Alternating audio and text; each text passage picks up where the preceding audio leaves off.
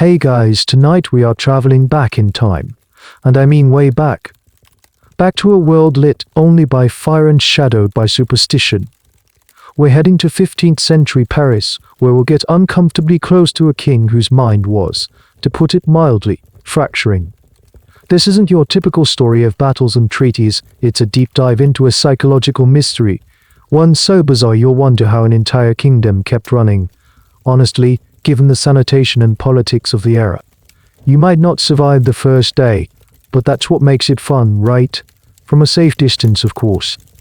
So before you get comfortable, take a moment to like the video and subscribe, but only if you genuinely enjoy what I do here. Your support truly means the world. And while you're at it, let me know in the comments where you're listening from and what time it is for you. I love seeing how far these stories travel. Now, dim the lights, maybe turn on a fan for that soft background hum, and let's ease into tonight's journey together. The year is 1405. The air that greets you as you pass through the St. Denis Gate is a thick medieval soup. It's a mix of wood smoke from 1,000 chimneys, the damp, earthy smell of the same river roasting meat from a street vendor, and something else, something vaguely like wet straw and unwashed humanity. It's not pleasant, but it's the smell of life. This is Paris, not the city of lights and romance you know, but a tangled labyrinth of narrow, paved streets where timber-framed houses lean towards each other so closely they nearly kiss, blotting out the sky. You've come here with a small pouch of silver coins and a letter of introduction from a minor cleric in your hometown. Your goal? To find a foothold in the biggest, busiest, and most important city in Christendom. Maybe you'll study at the university, or apprentice with a merchant, or perhaps just find work that fills your belly and keeps a roof over your head. The opportunities, you've been told, are as plentiful as the city's gargoyle. You secure a small, drafty room in an inn near the river. As dusk settles, the city transforms. The last vestiges of sunlight catch on the soaring spires of Notre Dame in the distance, but down in your street, darkness floods in like a tide. There are no streetlighted here. The only illumination comes from the occasional torch carried by a wealthy man's guard or the warm, flickering glow spilling from a tavern doorway. You decide that's your best bet for a hot meal and, more importantly, for getting a sense of the city's pulse. The tavern is loud, smoky, and steamy. You find a small spot at a rough-hewn wooden table and order a bowl of stew and a mug of weak, sour wine. Around you, conversations buzz like beehives. Merchants haggle in loud whispers, students argue philosophy with drunken passion, and a couple of off-duty city guards complain about their captain, but you notice something strange. Whenever the conversation drifts towards the royal palace, the Louvre, the boisterous tones become hushed, and men glance over their shoulders before leaning in to speak. You strain to listen, catching fragments over the din. The melody took him again last week. A man with a flower-dusted tunic mutters to his companion. Hush now, the other man chides, his eyes darting around the room. Walls have ears. But it's true, the first man insists, his voice barely audible. They say he didn't know the Queen, didn't know his own name, just stared at the wall for hours. This piques your interest. The King? You know of him, of course. King Charles VI. Back home, he was still spoken of with a certain reverence. In his youth, he was called Charles, will be named Charles the Beloved. I handsome, athletic, and just ruler. What are they talking about? I melody? You noticed a better-dressed men, likely clerks or low-level courtiers, at a nearby table. They are speaking more freely, their words laced with a kind of weary frustration. It's the waiting that's unbearable, one says, swirling the dregs of his wine. Will we have a lucid king tomorrow, ready to sign edicts and meet ambassadors? Or will we have you know? His friend nods grimly. The kingdom bleeds while the head is sick. The English know it. The Burgundians are practically circling like vultures. This is far more than just a passing illness. The tone suggests something chronic, something fundamental and terrifying.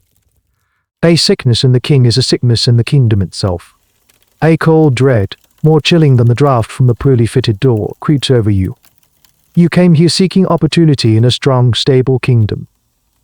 But the whispers in this smoky tavern paint a different picture, a realm whose anchor is dragging, whose center is unwell. History, of course, gives this malady many names. Some modern historians and medical experts have retroactively diagnosed Charles VI with everything from schizophrenia to bipolar disorder. But the truth is, we'll likely never know for sure. The historical accounts are filtered through the lens of medieval superstition and a very limited understanding of the mind. In fact, historians still fiercely debate whether Charles's first dramatic breakdown was triggered by a sudden fever on a hot summer day, a latent genetic condition, or the immense psychological pressure of ruling a nation at war. You finish your stew, the taste now bland in your mouth. As you walk back to your inn, clutching your own small candle to light the way, the darkened streets of Paris seem more menacing. The shadows between the leaning houses feel deeper, filled with the unspoken anxieties of a city holding its breath. The whispers you heard tonight weren't just idle gossip. They were the first tremors of a political earthquake, one that began not in a battlefield or a throne room, but inside the mind of a single man. The single candle in your room sputters, casting long, dancing shadows on the grimy walls. The whispers from the tavern echo in your mind, unsettling you. The king is sick. The kingdom is adrift. It's a bleak picture, a far cry from the tales of a glorious France you'd heard back home. You wonder if you've made a terrible mistake coming here. The next morning, you decide you need a different perspective, one not soured by cheap wine and late-night cynicism. You seek out the man your letter of introduction was addressed to, or stooped, elderly librarian named Jean who works at a small scriptorium attached to a monastery. You find him hunched over a manuscript, the air around him thick with the scent of aging parchment and melted wax. After reading your letter, he peers at you over his spectacles, his eyes kind but weary. You hesitantly bring up the rumors you heard, phrasing your questions carefully. "Ah, so you've heard the whispers," he says, his voice a dry rustle. "It's a sad business, a tragedy. But to understand the darkness of today, you must first understand the brightness of yesterday." He leans back, his eyes looking past you, into a time you can't see. You see, before this illness, before the shadows fell, our king was the sun itself. And then Jean begins to paint a picture for you, a portrait of a different Charles. He tells you that Charles VI was crowned when he was just 11 years old. A boy king, a pawn in the hands of his powerful and greedy uncles the Dukes of Anjou, Berry, and Burgundy. These men, history would call them the Dukes of the Lilies, effectively ruled France during Charles's minority, and they didn't rule it for the good of the people. Levied crippling taxes to fund their own lavish lifestyles and personal ambitions, and were generally despised.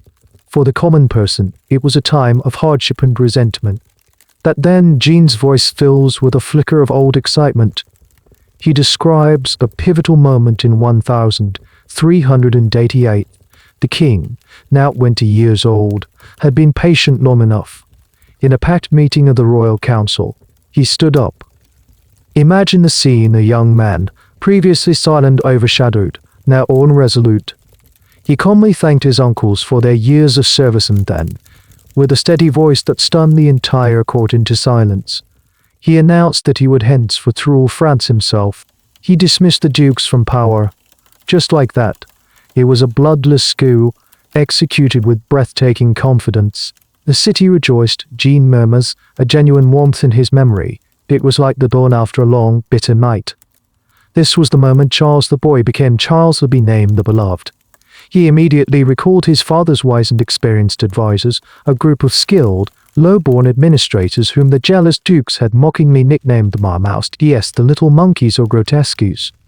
In a brilliant political move, Charles and his advisors embraced the insulting name as a badge of honor. Under the guidance of his Marmouse DS, Charles began to heal the kingdom. He reformed the tax system, easing the burden on the poor. He sought to make peace with England and the seemingly endless war. He was active, visible, and charismatic. He loved tournaments and jousting, his physical prowess a symbol of the kingdom's renewed strength. He would ride through the streets of Paris, not surrounded by a heavy guard, but with an open and friendly demeanor that won the hearts of the common folk. He married the beautiful German princess, Isabel of Bavaria, in a celebration of legendary extravagance, a symbol of hope and a bright future. Here's a little detail you wouldn't find in most official chronicles. Charles was so energetic that his court was almost constantly on the move. He had a passion for the hunt that bordered on obsessive, and his desire for activity meant the entire royal administration was often unpacked into wagons, trailing him through the forests of France.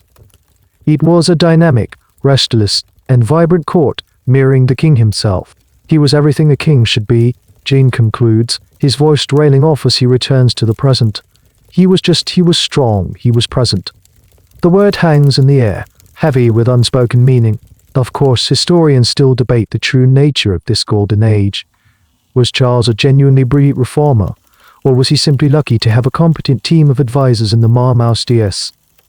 Were the Marmousdiers selfless public servants, or just another clever political faction that managed to outmaneuver the dukes? Some argue that the era is romanticized precisely because of the horror that followed, a bright memory polished to a high shine to make the subsequent darkness seem even more profound. But as you sit there in the quiet scriptorium, none of that academic debate matters. What matters is a story Jean has told you. You now have two conflicting images of the same man in your head. One is the whispered about figure of the taverns a vacant, sick man, a hollow crown on a troubled head. The other is Jean's Charles, the beloved, the vital, heroic young king, the savior of his people. The contrast is staggering. It makes the rumors of his current state not just a political problem, but a deep, personal tragedy. The fall from such a height must have been devastating. And you can't help but wonder, with a shiver of apprehension, what could possibly have happened to cause such a brilliant sun to suddenly, catastrophically, go out. The librarian Jean, seeing the question in your eyes, lets out a long, slow souse. He gestures for you to follow him deeper into the scriptorium, to a secluded alcove where maps and campaign chronicles are stored. He unrolls a large map of France, its parchment cracked with age. His finger, thin and dry as a twig, taps a spot southwest of Paris. It all began here, he says, his voice dropping to a near whisper. In the forest of Le Mans, on a hot, fateful summer's day. And as he speaks, you feel the dusty air of the library fade away. The scent of old paper is replaced by the smell of pine needles, hot earth, and nervous, sweating horses. The year is now 1392. You are part of the royal entourage, a vast procession of knights, squires, and servants snaking its way through the dense woods. You're not a knight, of course. Maybe you're a page, responsible for carrying water, or a groom tending to the spare horses. But it gives you a perfect view of the proceedings. The king, Charles the Beloved, is leading this military expedition. The goal is to Brittany, to bring to justice a duke who had sponsored an assassination attempt on the king's most trusted advisor, the Constable of France. But this is not a triumphant march. The mood is tense. The summer has been brutally hot, and the king himself has been unwell for weeks, suffering from a fever and a strange, nervous exhaustion that no one can quite explain. His physicians advised him against the journey, but he was fiercely determined, almost feverishly so. You watch him now, riding at the head of the column. HES dressed in a black velvet doublet, which seems like a foolish choice for this sweltering August day. Beads of sweat are visible on his brow. His movements seem jerky, uncoordinated. The easy, confident grace you remember is gone, replaced by a brittle energy. As the sun climbs to its zenith, beating down relentlessly, the procession enters a stretch of forest where the sandy track reflects the heat like an oven. The air is still thick and buzzing with insects. The only sounds are the clinking of harnesses, the thud of hooves on soft ground, and the groaning of cart wheels. It's an oppressive, hypnotic rhythm. Suddenly a figure darts from the dense woods. HES, a wild-looking man, a leper by his ragged clothes and the small bell he rings, with bare feet and matted hair. He flings himself at the king's horse, grabbing the bridle. The guards move to strike him down, but the king raises a hand to stop them. The leper's eye filled with a crazed intensity. "Ride no further, noble king," he shrieks, his voice cracking. "Turn back. You have been betrayed." The king just stares at him, his face a mask of confusion. The guards drag the man away, his frantic warnings echoing through the trees before being swallowed by the forest's silence. The incident is bizarre, unsettling. It's a tear in the fabric of the day's oppressive quiet. The column moves on, but the atmosphere has changed. An unspoken anxiety now hangs in the hot, still air. Everyone seems to be holding their breath. A few minutes later, it happens. A young page, drowsy from the heat, lets a steel-tipped lance slip from his grasp. It clatters loudly against the helmet of the knight riding beside him. The sound a sharp metallic clang shatters the silence, and it shatters something in the king's mind. He physically jolts in his saddle as if struck. His head whips around, his eyes widened unseeing. A terrible cry rips from his throat, a sound that is not human. He draws his sword. You see the polished steel flash in the harsh sunlight. Onward, onward against the traitors. They wish to deliver me to the enemy, he screamed. But he doesn't charge forward. He wheels his horse around and charges back, directly into his own escort. He is a whirlwind of pure, unthinking violence. His first victim is his own brother, Louis of Orleans, who barely manages to escape the madly swinging blade. Knights, his most loyal companions, stare in horror, too stunned to react. They don't see their king, they see a frenzied stranger. They try to reason with him, to calm him, but he recognizes no one, cutting down anyone who comes near. You from your safe distance can only watch in frozen terror. The beloved king, the symbol of France's strength and justice, is butchering his own men. It's a scene of nightmarish chaos, a complete inversion of the natural order. Finally, his chamberlain, realizing they cannot fight back against their own monarch, devises a desperate plan. He and a group of others ride him down, tackling him from his horse and dressing him to the ground. They manage to pry the sword from his grip. He continues to struggle, but his strength soon fades. His body goes limp, and he slips into a deep coma. He lies there on the dusty forest floor, the sun beating down on his still form, his fine velvet doubled stained with dirt and the blood of his own knights. A circle of horrified, silent men stand around him, their faces pale with shock and disbelief. The king is broken. Historians still argue about that leper. Was he a genuine madman, a random encounter that just happened to precede the tragedy? Or was he, as some chroniclers hinted, part of a conspiracy, a plot sent by the king's politically unnerved and already fragile monarch? The betrayal he screamed of, was it a madman's delusion or a kernel of a political truth that pushed the king over the edge? It's one of those tantalizing historical mysteries we'll never solve. For you, standing in the silent forest, the why doesn't matter. All you know is that everything has changed. The journey to Brittany is over.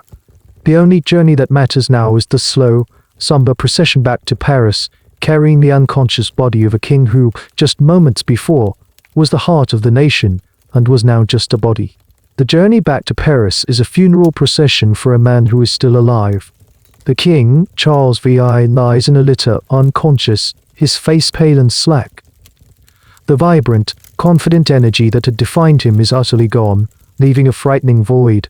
As the sombre entourage re-enters the city, the news spreads like wildfire, not in official proclamations, but through the city's true neural network rumor.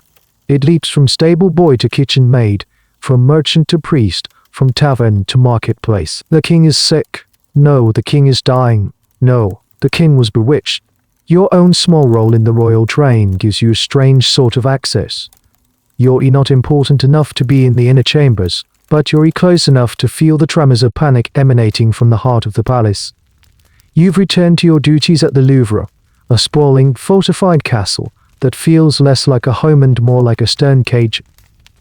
And here, in the long, torch-lit corridors and drafty antechambers, the real story unfolds not in what is said, but in what is whispered. The air in the court is thick with a suffocating blend of fear and ambition. You see it in the hurried, hushed conversations that stop abruptly when you round a corner.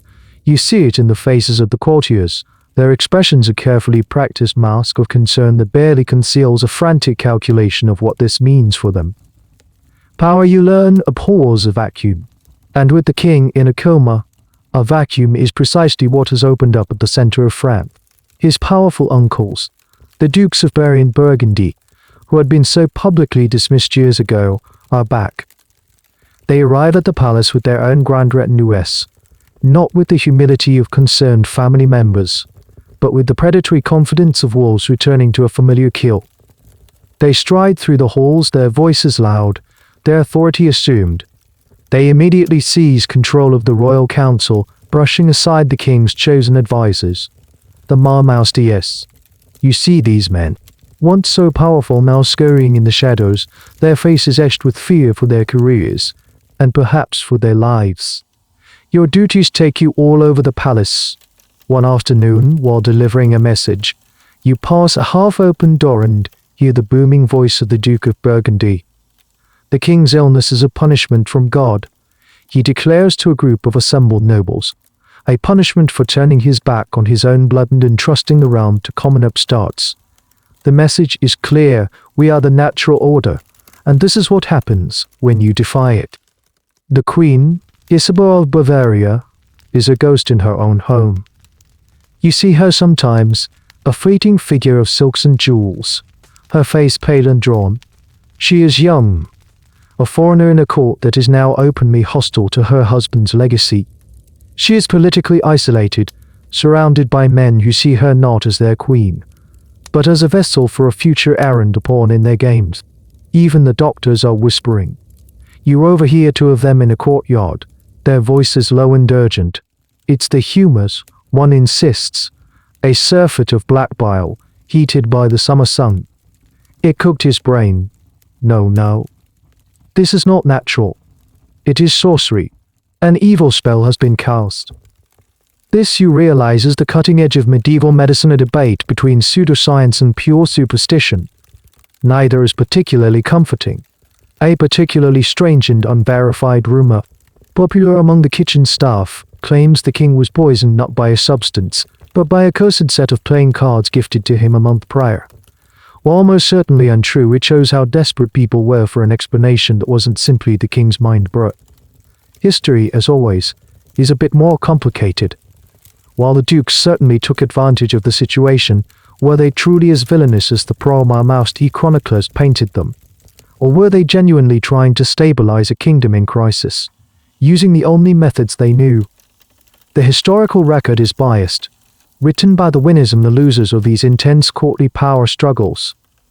The truth of their motivations, pure greed versus a sense of duty, is something historians still debate. Was it a rescue or a hostile takeover? For you, navigating this treacherous new world, the academic distinctions are meaningless. What you feel is the instability. Edicts are passed, then rescinded. Alliances are formed, then broken. The government, once a well-oiled machine under the Marmousties, is now grinding to a halt, paralyzed by infighting. You learn to keep your head down, to become invisible, to master the art of being a silent observer. You listen, you watch, and you learn a crucial lesson about power. It is not just held.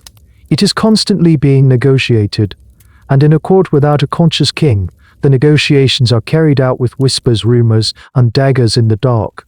The silence from the king's chamber is the loudest sound in all of France. For weeks, the king remains in his silent, inaccessible world. The court holds its breath, caught in a state of suspended animation. Then, one day, a ripple of astonishing news spreads through the palace. The king is awake. He has recovered. The fever has broken, the madness has passed. A wave of collective relief washes over the kingdom. It seems the nightmare in the forest of Le Mans was just that, a terrible, isolated episode. A divine fever, now thankfully past. The court slowly returns to a semblance of normality. The king, though physically weakened, seems to be himself again. He is lucid, calm, and deeply ashamed of what happened. He begs forgiveness from his brother and the families of the knights he struck down, offering generous pensions and heartfelt apologies. His uncles, the Dukes of Burgundy and Berry, while still influential, are forced to take a step back. Charles the Beloved appears to be back on his throne. To celebrate the king's recovery and to provide a joyous diversion for the court, a great party is planned for the following January. It is to be a masquerade, held in the Hotel St. Paul, a sprawling royal residence. The occasion, the remarriage of one of the Queen's ladies-in-waiting. The court is buzzing with excitement. It's a chance to finally shrug off the gloom and uncertainty of the past few months. You, being a minor part of the palace staff, are swept up in the preparations, polishing silver, carrying tapestries and catching snippets of gossip about who will wear what costume. The queen and a flamboyant courtier named who gate DGU I say devise a particularly wild idea for the king and 5 of his closest friends. They will dress up as wild men of the woods or savages. It's a popular theme in medieval pageantry, representing the untamed, chaotic forces of nature. Their costumes are elaborate and dangerously flammable. They consist of linen garments, sewn tightly to their bodies, which are then coated in sticky pitch or resin. A thick layer of flaxen feathers is pressed onto it, making them look like hairy, beast-like creatures. To complete the illusion, they are chained together, and their masks conceal their identities. It is meant to be a hilarious and shocking entrance. The night of the party arrives. The great hall of the Hotel St. Paul is a kaleidoscope of color and sound. Torches flicker in iron sconces along the walls, casting a warm, dancing light on hundreds of guests in extravagant costumes. Musicians play lively tunes, and the air is filled with laughter and wine-fueled chatter. You are stationed near the entrance, holding a tray of spiced wine, watching the spectacle unfold. Just after the festivities are in full swing, the great doors swing open. In stumble the 6 wild men, chained together, lurching and howling like animals. The guests shriek with delighted laughter at the shocking sight. The disguised men leap and caper among the crowd, their movements deliberately clumsy and beastly. No one knows which one is the perfect masquerade prank. But then 2 latecomers arrive. It's the king's brother, Louis of Orleans, and his uncle, the Duke of Berry. They have been out late and arrive well into their cups, followed by their own doorkeepers. Unaware of the wild men's true identities and curious to see who is beneath the hairy costumes, they stumble towards the performers. In a moment drunken folly, one of them grabs a lit torch from his attendant and thrusts it close to one of the wild men, trying to get a better look. The result is instantaneous and horrific. The pitch-coated linen, as dry as kindling, ignites with a sickening whoosh. The man becomes a living torch. Because they are chained together, the flames leap in a flash from one man to the next. The hall, a moment before filled with laughter, is now filled with the sound of pure, agonized screaming. The smell of burning pitch and human flesh fills the air. Panic erupts. Guests scream and trample each other to flee the horrific scene. You drop your tray, the wine goblet shattering on the stone floor, the sound lost in the chaos. You see the train of fire, the writhing, burning figures. It's a vision from hell. The king, it turns out, was standing at a slight distance, speaking with his aunt, the Duchess of Berry. Seeing the danger, she had the presence of mind to throw the train of her voluminous gown over him, smothering the sparks that had caught on his costume and saving his life. In a desperate act of self-preservation, broke free from the chain and threw himself into a giant vat of wine used for washing dishes, extinguishing the flames. But the other 4 are not so lucky. They are burned alive in front of the entire court, their identities only confirmed days later. The Ball of the Burning Men, as it would come to be known, is a catastrophe. A party meant to celebrate the king's return to sanity has become a scene of unimaginable horror, directly caused by the reckless cruelty of his own brother. The shock of this event does what the episode in the forest began. It completely shatters Charles' fragile grip on reality. The guilt, the horror, the trauma of seeing his friends burned to death because of a prank he participated in is too much. His mind plunges back into darkness, but this time it's a darkness from which it will never fully emerge. Historians still discuss this night as the point of no return. Was the king's mental state already so precarious that any shock would have done it? Or was the sheer, specific horror of the bowel death's ardent test the catalyst that forged a permanent break? For you, standing amidst the smoldering chaos of the Great Hall, the academic questions are irrelevant. All you know is that the brief, hopeful dawn is over. The sun has set for good. The madness is back, and this time everyone knows it's here to stay. The aftermath of the Ball of the Burning Men is a pall of grief and horror hanging over Paris. The public is outraged. The grotesque deaths of noblemen at a royal party, a party intended to be a celebration, feels like a dark omen. The people blame the decadent, irresponsible nobility. They blame the drunken foolishness of the king's own brother. But most of all, They see it as proof that God's favor has truly fled from the royal house. For you, life in the palace becomes a strange, surreal ordeal. The king is no longer the man he was, not even the remorseful, recovering man from before the ball. He has retreated into a new and terrifying inner world. His periods of lucidity become shorter and rarer, like fleeting patches of sun in a sky choked with storm clouds. The rest of the time, he is lost in a fog of profound confusion and strange delusions. At first, his madness is chaotic. He doesn't recognize his wife, Queen Isabel, shrinking from her in terror or demanding to know who the strange woman is. He doesn't know his own children. He forgets his own name, insisting vehemently that his name is George and his coat of arms features a lion pierced by a sword. He runs wildly through the halls of the Hotel St. Paul, his movements frantic and purposeless. The once majestic figure of the king is now a source of fear and pity, yourself included. Learn to be wary to give him a wide berth, never knowing which Charles you might encounter, the lucid king or the frantic stranger. But over the following months his madness begins to coalesce. It starts to take on a specific, recurring shape. A new bizarre and unshakable idea lodges itself in his mind. You first hear it from a chamberlain, his face pale, his voice trembling. "You won't move," the chamberlain whispers. "IG's been sitting in his chair for 6 hours. He refuses to let anyone near him." "Why, you ask?" The chamberlain leans closer, his eyes wide with disbelief. He says he is made of glass. The words are so absurd they barely register. Made of glass? What could that possibly mean? You soon see for yourself. You are tasked with bringing the king his meal. You enter his chambers tentatively. The heavy tapestries have been drawn, casting the room in a gloomy twilight. The king is sitting perfectly still in a high-backed chair in the center of the room. His eyes, which you remember as being so lively, are now filled with a profound and terrible fear. "Do not approach," he says, his voice not loud, but sharp and brittle, like the thing he believes himself to be. "Stay back, you'll break me."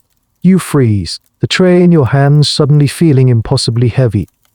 You look at him, a man in his prime, dressed in velvet and silk, and you try to reconcile that image with his words. In his mind, his bones are not bones, but fragile glass rods. His skin is not flesh, but a thin, transparent pane that could be shattered by the slightest touch, the most casual bump. This is the birth of the delusion that will define the rest of his life. The glass delusion.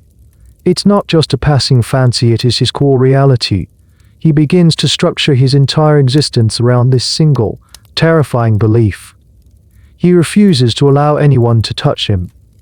The traditional rituals of court life, like being dressed and undressed by his attendants, become ordeals of pure terror for him.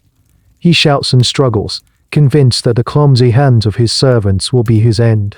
One of the strangest pieces of trivia from this period, recorded by the court chroniclers, is that the king would sometimes run shrieking through the palace corridors, not out of aimless madness, but because he was convinced he was being pursued by enemies who wanted to shatter him. It was a paranoid, fragile existence. This is a turning point. Before his madness was a recognized illness, a fever of the brain. It was something external that had afflicted him. But this is different. It's a transformation of his very being. It is, to the medieval mind, a complete loss of self. How can a man rule a kingdom when he believes a strong gust of wind might cause him to splinter into 1,000 pieces? Historians and psychologists have long been fascinated by the specificity of this delusion. Why glass? Some argue it was linked to the burgeoning alchemical and philosophical ideas of the time, where the human body was seen as a vessel, a container for the soul, much like a glass alembic used in distillation. The concept of the homunculus, a miniature, fully formed human, was often imagined as being created in glass. Could the king's broken mind have latched onto this imagery, or was it, as others contend, a profound metaphor for his own psychological state? He felt fragile, transparent, his inner turmoil visible to all, his royal authority shattered. The idea that he was literally made of glass was simply the most direct, most terrifying expression of his internal reality. The debate continues to this day. For you, standing in the doorway of his chamber, holding a tray of food for a man who believes he is an object, these academic explanations offer no comfort. All you see is a profound human tragedy. The beloved king, the hero of Le Mans forest, the survivor of the fiery ball, is gone forever. In his place sits a man trapped in the most peculiar and terrifying prison imaginable, his own fragile glass body. Life in the royal court is utterly transformed. The central principle around which everything now revolves is the king's fragility. Your daily routines, and those of everyone from the highest duke to the lowliest kitchen boy, are now dictated by this single, bizarre fact: the King of France believes he is made of glass. And your job, in a way, becomes that of a professional curator for a priceless, terrified, and utterly unpredictable glass statue. You are assigned, along with a few other trusted servants, to the king's personal household. This isn't a promotion, it's a sentence to a life of perpetual anxiety. Your first lesson is in how to move. You learn to walk with a soft, gliding step, your shoes muffled to avoid any sudden, sharp sounds on the stone floors that might startle the king. Doors are opened and closed with excruciating slowness. Objects are placed on tables with the delicacy of a priest handling a holy relic. The entire wing of the palace where the king resides becomes a bubble of enforced silence in slow motion. When you must enter his presence, you learn the protocol. You stop at the doorway, announce yourself in a low, calm voice, and wait for permission to approach. You never, ever make a sudden move. You keep your hands visible and still. The goal is to be as non-threatened as a piece of furniture. It's a tense, nerve-wracking performance repeated multiple times a day. The king's meals are a particular challenge. He often refuses to eat at a table, convinced that sitting in a normal chair will put too much pressure on his delicate frame. Instead, he might eat standing up or pacing slowly around the room. Sometimes he insists his food be left on the floor, and he will crouch down to eat it, like an animal, to avoid any risk of being bumped by a servant. You learn not to react, not to show pity or shock. You simply do as instructed. Clear the dishes with quiet efficiency, and leave. His personal hygiene becomes a state crisis. He develops a terror of water, believing the liquid might somehow weaken or dissolve his glass structure. For months on end, he refuses to bathe or change his clothes. The King of France, a man once known for his impeccable style, becomes unkempt and filthy. The stench in his chambers can be overwhelming. No one dares to force him. The risk of a violent, shattering panic is too great. They simply wait for a rare moment of lucidity, a good day, when he might be coaxed into washing. These days are few and far between. You witness the elaborate precautions taken to protect him from himself. The furniture in his rooms is either removed or heavily padded. Any object that is hard or has sharp corners is taken away. The windows are barred, not just to prevent him from escaping, but to prevent him from, in a fit of despair, attempting to break himself. The royal chambers, once a display of wealth and power, now resemble a well-appointed asylum cell. One of the more peculiar details of his life, noted by the court chronicler N. Demonstrelet, was his relationship with chairs. For long periods, he would refuse to sit down at all, fearing his glass buttocks would shatter upon contact. He would stand or pace for hours, sometimes days, until he collapsed from sheer exhaustion. This fear wasn't constant, but it would come in waves, another unpredictable variable in the sad equation of his existence. You see the toll this takes on the people around him.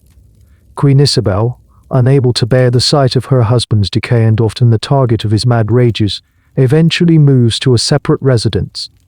She is condemned by later chroniclers as a faithless, pleasure-seeking adulteress, but you, from your vantage point, see a more complicated picture.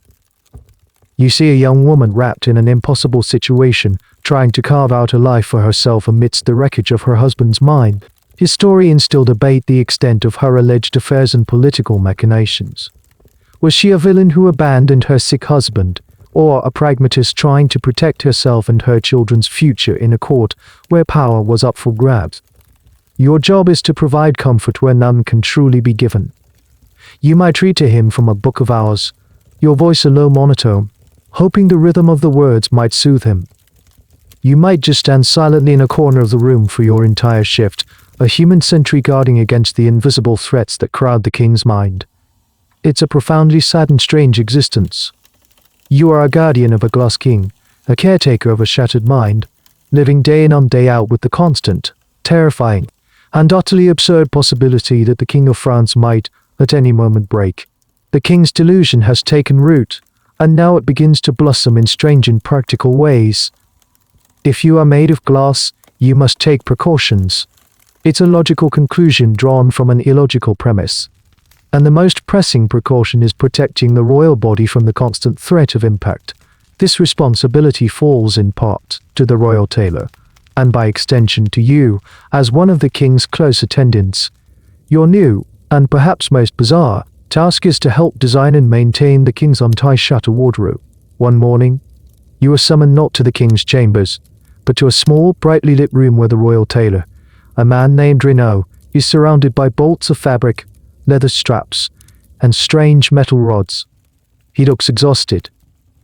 The king has a new command, Renaud says, wiping sweat from his brow despite the morning chill. His clothes are not strong enough. They must be reinforced. He says he needs an armor of cloth. And so begins one of the strangest sartorial projects in history. The king, in his moments of terrified clarity, has dictated the terms. He needs special garments that will protect his fragile glass torso and limbs from accidental bumps. This isn't about fashion, it's about survival. You watch as Renaud and his assistants get to work. They can't use actual armor, it's too heavy, too noisy, and the very act of putting it on would be too violent for the king's fragile state. The solution must be integrated into his daily wear. The royal doublets, normally crafted from soft velvet and fine silk, are now being fundamentally regimented. Renaud shows you the design. Long, thin iron rods are to be carefully sewn into the lining of the king's clothes, running vertically along his chest, back, and limbs. They create a sort of hidden cage, a rigid exoskeleton designed to absorb any impact. You are given the task of polishing these rods, ensuring there are no sharp edges, no burrs that could cut or tear the fabric. It's meticulous, strange work. As you polish the cold iron, you can't help but think of the absurdity. You are preparing cage bars to be worn by a king, but iron is heavy. So for other garments, they experiment with different materials. Large, curved pieces of hollow bone, the same material used to give structure to ladies' bodices, are shaped and sewn into the fabric around his shoulders and hips. This provides a degree of rigidity without the same weight. It's a strange fusion of high fashion and paranoid engineering. The most challenging part is the fitting. You must assist in this delicate operation. The king is suspicious and terrified. He watches your every move as you help him into one of these new, reinforced garments. You have to be slow, gentle. Your words a constant stream of reassurance. This will keep you safe, Your Majesty. This is your strength. Nothing can harm you now. Sometimes it works. You will feel the rigid structure around his body and a look of profound relief will wash over his face. He will stand a little straighter, walk with a fraction more confidence, feeling shielded from the perilous world. On other days, it backfires completely. He will feel the iron rods against his skin and fall into a panic, screaming that you are trying to crush him, that the cage is closing in. On those days you retreat, you apologize, and you wait for the terror to pass. This obsession with reinforcement extends beyond his clothes. He becomes fixated on the idea that he must not be moved suddenly. One little-known anecdote, passed down in court letters, is that for a time he insisted on having large cushions and pillows tied to his body, especially around his posterior, before he would even consider sitting down. Imagine the King of France, waddling through his chambers wrapped in a lewd, a Chris Michelin Man-esque assembly of pillows, a walking fortress of fluff. It's a comical image born of profound terror. Historians often see this behavior as deeply symbolic. The king, whose mind was fractured, was desperately trying to impose an external, physical order to keep himself from falling apart. He couldn't control the chaos inside his head, so he tried to control the physical space around his body with absolute, obsessive precision. It's a poignant, if futile, attempt to build a fortress against an enemy that was already inside the gates. But for you, the symbolism is lost in the daily reality. Your reality is sourcing the softest leather to wrap the ends of the iron rods, so they don't poke the royal skin. Your reality is the quiet, rhythmic sound of needles stitching hollow bone into velvet. Your reality is holding your breath as the king tries on a new, reinforced doubled, praying it will bring him comfort, not another wave of terror. You are no longer just a servant. You are a collaborator in his delusion, a co-creator of his fragile, fortified world. You are helping to build the most ornate, expensive, and heartbreaking cage ever designed. The king's body is now a fortress of reinforced clothing, his chambers a padded cell.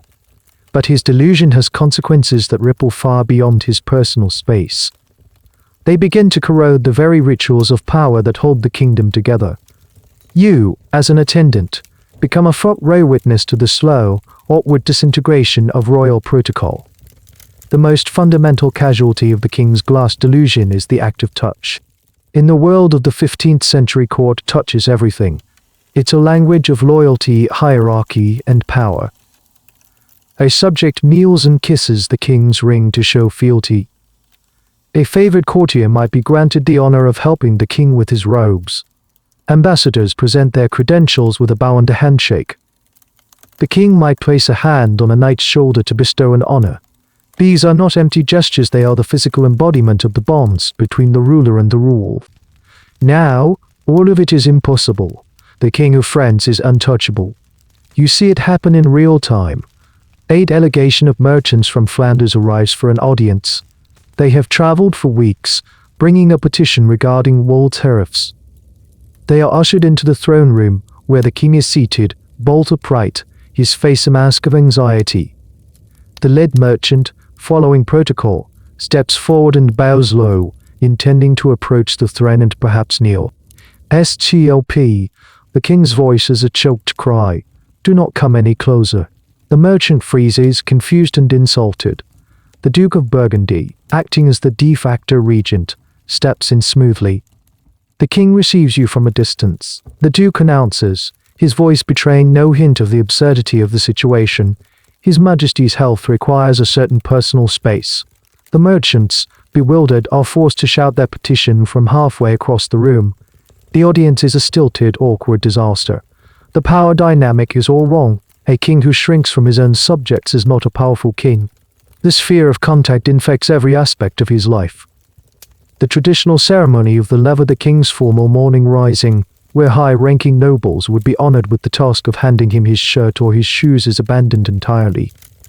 The king now often sleeps in his clothes for days at a time, and when he does change, it is a private, terrified struggle, assisted only by a few long-suffering valets who have perfected the art of handling him as if he were a bomb. The simple act of receiving or giving an object is fraught with peril. Documents requiring the royal seal are placed on a long table, and the king will cautiously approach one end while the minister retreats from the other.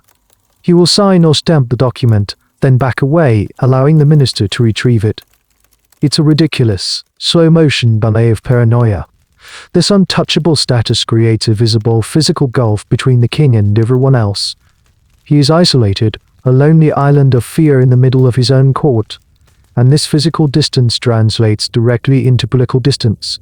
When a king cannot be truly reached, he cannot be truly reached. He cannot be influenced through the subtle, personal interactions that are the lifeblood of court politics. He becomes an abstraction, a symbol whose power is wielded by the men who speak for him, men like the Dukes of Burgundy and Orleans. A strange but telling detail from this period is how people began to exploit his condition. Knowing the king would not allow anyone to get close, a courtier with a grievance or a request would have to shout it from a safe distance. This effectively made all requests public, stripping away the power of a private audience. Ambitious rivals could now easily monitor who was asking for what, turning the throne room into a theater of open political maneuvering. The king's personal space had become a public stage. Historians are still untangling the complex web of effects this had. Some argue that this untouchable status paradoxically elevated the idea of the king, turning him into a quasi-divine, inaccessible figure, which in some way strengthened the institution of the monarchy itself.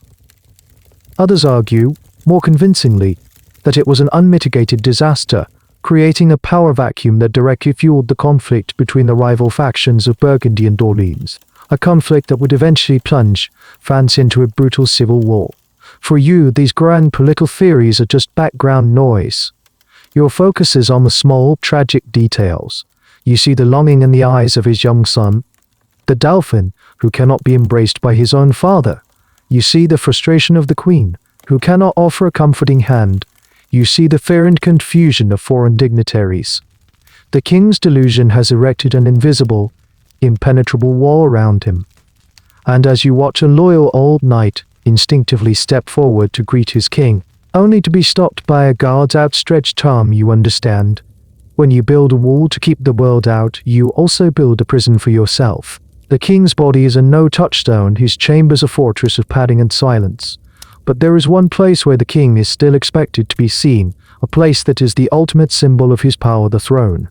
However, even this potent symbol is transformed by his delusion. The throne, once a seat of judgment and authority, becomes a seat of terrifying stillness. There are days, sometimes weeks at a time, when the king's glass delusion manifests as a profound, catatonic paralysis. He becomes convinced that any movement, even the slightest shift in his posture, will cause him to shatter. On these days, you and the other attendants will find him seated on his throne or a reinforced chair, utterly immobile. He will sit there from sunrise to sunset, his eyes fixed on a point in the middle distance, his body rigid. Imagine the scene. The great hall of the Louvre, a space designed for ceremony and movement, is now dominated by this unnerving stillness. Courtiers and ministers come and go, their voices hushed, as if in a cathedral. They conduct the business of the kingdom in the shadow of their silent, frozen monarch. He is physically present, a constant, unnerving reminder of the broken center of their world. But he is mentally absent. He is both there and not there. Your job during these episodes is to watch and wait. You stand by the wall, a silent sentinel, for hours on end. You watch for any sign of change, any flicker of lucidity. You ensure that no one gets too close, that no loud noise disturbs the fragile trance. It is a profoundly strange vigil. You are guarding a man who has turned himself into a statue. This stillness, this royal silence, creates the perfect political vacuum. The day-to-day governance of France cannot simply stop. Decisions must be made, petitions heard, edicts signed. And so, the king's rivals, his ambitious brother Louis, Duke of Orleans, and his powerful cousin, John the Fearless, the new Duke of Burgundy, step into the void. They become the voices of the silent king.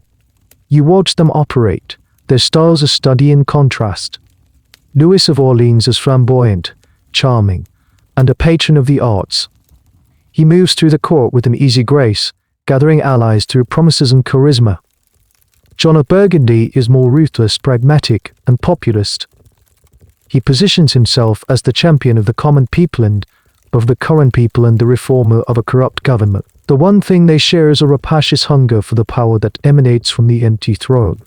They hold council meetings right there in the throne room, in front of the motionless king. They argue, they debate, they make decisions that will shape the fate of millions, all while the man who is supposed to be making those decisions sits like a piece of glass sculpture.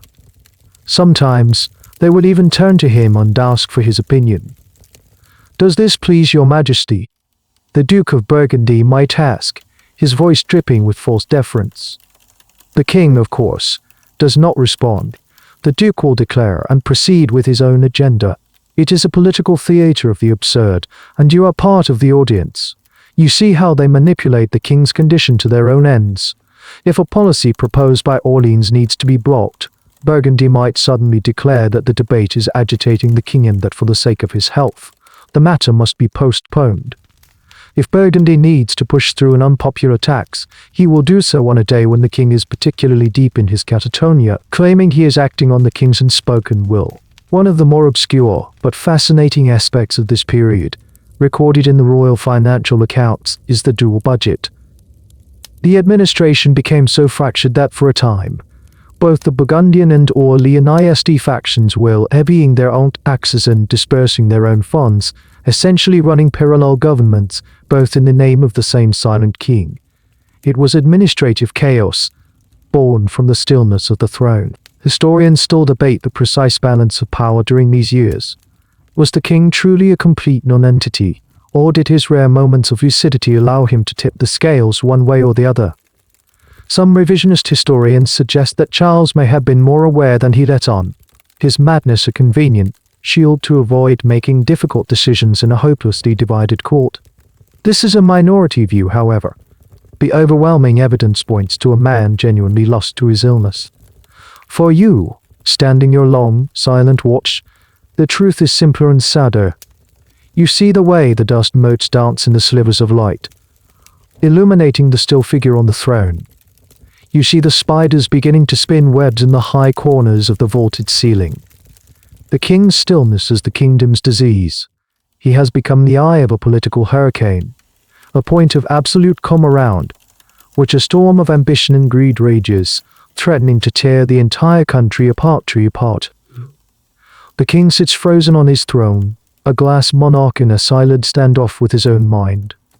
But the court, and especially the queen and the rival dukes, cannot simply accept this as a permanent state of affairs. And so a grim parade of would-be healers begins to file through the palace gates. You, in your role as a close attendant, get a front row seat to the desperate, terrifying, and utterly bizarre world of 15th century medicine. First come the university men, the most respected physicians from Paris and Montpellier. They are men of learning, steeped in the ancient wisdom of Galen and Hippocrates. They approach the king's malady with solemn academic confidence. They stand at a respectful distance, observing the monarch, taking notes, and then retreating to confer in hushed, important tones. Their diagnosis is unanimous: it is a problem of the humors. The king's body, they explain, is out of balance. His brain has become too hot and too moist, or perhaps too cold and too dry. Or the most popular theory, he is suffering from a surfeit of black bile, the humor associated with melancholia. The goal, therefore, is to rebalance these internal fluids. You witness their treatments. The first and most common is phlebotomy, or bloodletting. A surgeon with a grim-looking pouch of lancets and knives is called in. On a day when the king is relatively calm, they will make an incision in his arm and drain a quantity of blood into a bowl, the theory being that this will remove the excess humor. The king, terrified of the sharp objects and the sensation, often has to be held down, distressing procedure that leaves him weaker and paler than before. When that fails to produce results, they move on to more aggressive methods. You watch in horror as they employ cauterization. A physician heats an iron rod in a brazier until it glows orange. The plan is to apply it to the king's head, to burn away the noxious vapors that are clouding his mind. The smell of searing flesh fills the chamber. These treatments are not born of cruelty, but of a profound and dangerous ignorance. They are doing the only things they know how to do. But the university physicians fail. The king's madness persists. Desperation grows, and the doors are open to a new type of healer, the unconventional and the mystical. A man arrives at court claiming to be an alchemist. He promises a cure not through crude cutting and burning, but through a secret elixir, a potion of distilled gold and crushed pearls that will purify the king's essence. For a hefty fee, he provides a small shimmering vial. The king is coaxed into drinking it. Nothing happens. The alchemist vanishes a few days later, his pockets significantly heavier. Then come the charlatans and the truly bizarre. A man named Arnaud Guillaume arrives, promising a dramatic cure. His method: he stages a terrifying theatrical performance in the king's chambers, with 12 of his own servants dressed as demons, shrieking and brandishing weapons. The goal is to scare the madness out of the king's body. The result is that Charles is plunged into a state of catatonic terror for 3 days. Guillaume is swiftly banished from the court. Perhaps the most extreme and dangerous treatment proposed was T-repanation.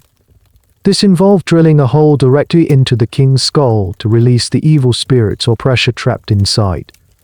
One of the king's physicians, a man named Renaud Fréron, actually received a payment, which is recorded in the royal accounts, to purchase the necessary surgical instruments for this very purpose. There is a heated debate among historians whether this procedure was ever actually performed on Charles VI. Some accounts say they did it using a red-hot auger. Others insist that at the last minute, someone, perhaps the queen, intervened and stopped them. The thought of them boring into the skull of the terrified, glass-obsessed king is the stuff of nightmares. The line between medicine and magic blurs completely. Astrologers are consulted to determine the most auspicious days for treatment. Prayers and special masses are held. At one point, two Augustinian friars are brought in. They claim the king is not sick, but possessed by a demon introduced into his body through a pact made by his enemies. Their cure involves elaborate rituals of exorcism, which fail spectacularly undone, with the friars accusing one of the king's own advisors of sorcery, leading to a nasty political scandal. Watching all this, you feel a profound sense of hopelessness. Each new doctor, each new cure, arrives with a wave of desperate optimism that quickly crashes into the same unmovable reality. The king remains locked in his private world. These attempts to heal him are like throwing pebbles at a fortress wall. They are a reflection not of the king's illness, but of the terror and ignorance of the age. They are trying to fix a broken mind with tools designed for a broken body or a cursed soul, because those are the only tools they have. And with each failure, the court's despair deepens, and the political vultures circle ever lower. Amidst the relentless waves of madness, the failed cures, and the political scheming, there are moments of startling clarity. They are rare and unpredictable, like cracks of light in a storm-blackened sky. These are the days when the glass delusion recedes, the fog of confusion lifts, and Charles is, for a brief, heartbreaking time, himself again. For you, as an attendant, these lucid intervals are the most difficult and poignant moments of all. A lucid day might begin with a simple, shocking question. You enter his chambers in the morning, prepared for the usual silence or paranoid muttering, and the king looks at you, truly looks at you, and asks, "What is the date?" His voice is calm, rational, but filled with a deep, weary sadness. In that moment, the glass king is gone, and in his place is Charles, the man, waking from a long and terrible dream. During these periods, which could last for a few hours or, on rare occasions, several days, the king is desperate to reclaim his life. He calls for his barbers to shave him and cut his matted hair. He bathes. He asks for clean clothes, the simple, unrefurnished garments of a normal man. He is eager for news of the kingdom, poring over documents with a feverish intensity, trying to understand what has happened in his absence. But these moments are not happy. They are saturated with a profound and crushing shame. You see it in the way he cannot meet the eyes of his wife, Queen Isabel, or his children. He is acutely aware of his own condition, of the things he has done and said while not himself. He knows he has run through the palace like a wild animal, that he has forgotten his own name, that he believes sin is a physical weight upon him. You witness a meeting between him and his council. He is sharp, intelligent, his questions pointed. He is the beloved king again, concerned with justice and the welfare of his people. He issues edicts, settles disputes, and tries to undo the damage done by the rival dukes. For a fleeting moment, it seems like everything might be all right. The government lurches back into a state of semi-normalcy. But beneath the surface of royal duty, the man is in agony. One evening, you are tasked with staying late in his chambers. He is not sleeping. He is not sleeping. He is not sleeping. He is pacing back and forth, his face a mask of torment. "Do you know what it is like?" he asks you, his voice barely a whisper. You, of course, stay silent. It is to be a prisoner in your own skull. To feel your own mind as a foreign country, where you are the most hated intruder. He stops and looks at his own hands, turning them over and over. The madness. It's always there, just waiting. It's like a beast, sleeping in a cave. And I do not know what will wake it. It's in these lucid moments that he expresses the most profound remorse for the Bull of the Burning Men, an event that he understands as the final trigger for his permanent condition. A little-known fact is that he commissioned a special chapel, the Chapelle des Célestines, to be built in Paris, and endowed it with funds for perpetual masses to be said for the souls of the men who burned to death that night. It was a public act of penance for a private guilt that clearly haunted him. These periods of sanity are, in some ways, worse for the kingdom than the madness. They offer a cruel flicker of hope that is always, inevitably extinguished. Just when the court begins to readjust to having a capable leader, the fog rolls back in. The return of the madness is often sudden. You might be in the middle of a rational conversation with him, and suddenly his eyes will glaze over. A look of terror will replace the look of sadness. His hands held up to protect his fragile body. The Glass King is back. The lucid moment has shattered. Historians still debate the psychological toll of these intervals. Did these moments of clarity provide a necessary reset, allowing him to survive for so long, or did the constant oscillation between sanity and madness, the repeated experience of losing his own mind, actually accelerate his mental decline? It's a question without an answer. For you, these lucid fragments are a brutal reminder of the man who has been lost. The Mad King is a political problem, a figure of pity and fear. But the sane king, the one who knows he is mad, is a figure of pure tragedy. You hand him a pen to sign a decree, and you see his hand tremble, not from weakness, but from the knowledge that tomorrow he may not remember how to write his own name. And in that shared, silent understanding, you feel the true weight of his crown, which is not made of gold, but of a sorrow so heavy it would break any man, glass or otherwise. You've spent years now inside the strange, sad bubble of King Charles's world. His glass delusion has become the central, defining fact of your life. It feels unique, a curse visited upon one man, a singular tragedy. But then, you start to hear things. A snippet of conversation between two traveling scholars in the palace library.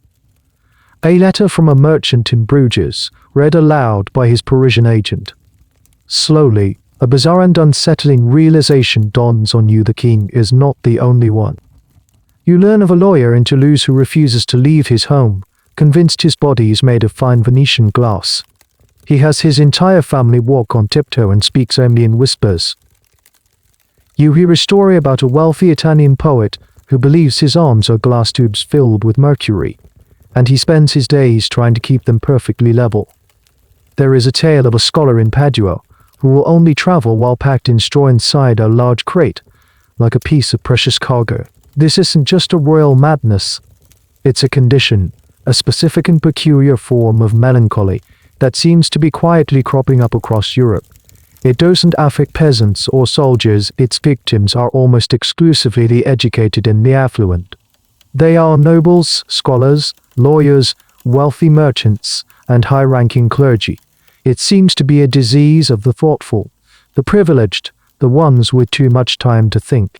This realization is deeply unsettling. What you thought was a personal, isolated tragedy is actually part of a larger, stranger pattern. It's as if a specific, bizarre idea has been released into the cultural air, and certain susceptible minds are catching it like a cold. You discuss this with Jean, the old librarian who first told you of the king's brilliant youth. He nods grimly. HES heard the stories too.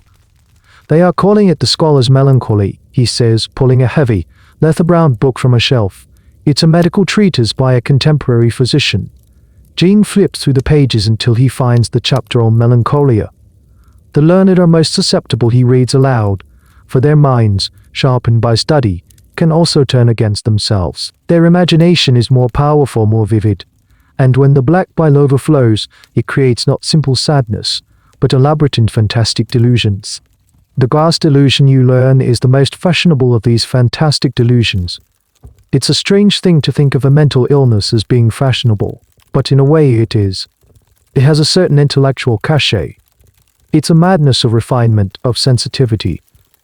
To believe you are made of common clay or sturdy wood is a peasant's delusion. To believe you are made of glass, a substance that is at once beautiful, transparent, precious, and fragile, is a condition with a strange poetic appeal. A particularly strange detail from this period is the case of a Spanish nobleman who believed his buttocks were made of glass. As a result, he would never sit down directly on any surface. Instead, he had a special donut-shaped pillow he carried with him everywhere. Or, in a pinch, he would have the servants hold him up under the arm so he could hover over his chair during meetings. This story was passed around the courts of Europe as both cautionary tale and a piece of darkly humorous gossip. Why was this happening? Why this specific delusion in this specific class of people? Historians and medical historians still puzzle over this. It's now often seen as a culture-bound syndrome, a mental illness that takes a specific form shaped by the beliefs and anxieties of a particular culture. In the late Middle Ages and early Renaissance, glass was a relatively new, almost magical material. The secrets of Venetian glassmaking were jealously guarded. Clear panes of glass for windows were a staggering luxury, a symbol of wealth and modernity. Glass was seen as a substance that was both solid and not solid, a tangible form of light. It represented clarity, purity, and intellectual transparency.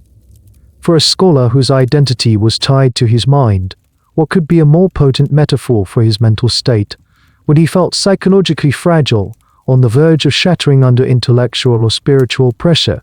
The delusion that he was literally made of glass was a powerful, if terrifying, expression of that feeling. The academic debate continues: was it a genuine, recurring psychosis with a culturally specific flavor, or a form of collective hysteria, an idea that became so well known that melancholic individuals began to manifest it? For you, this new knowledge changes your perspective on King Charles. His madness is no longer just the isolated curse of a single man. He is, in a strange way, a trendsetter.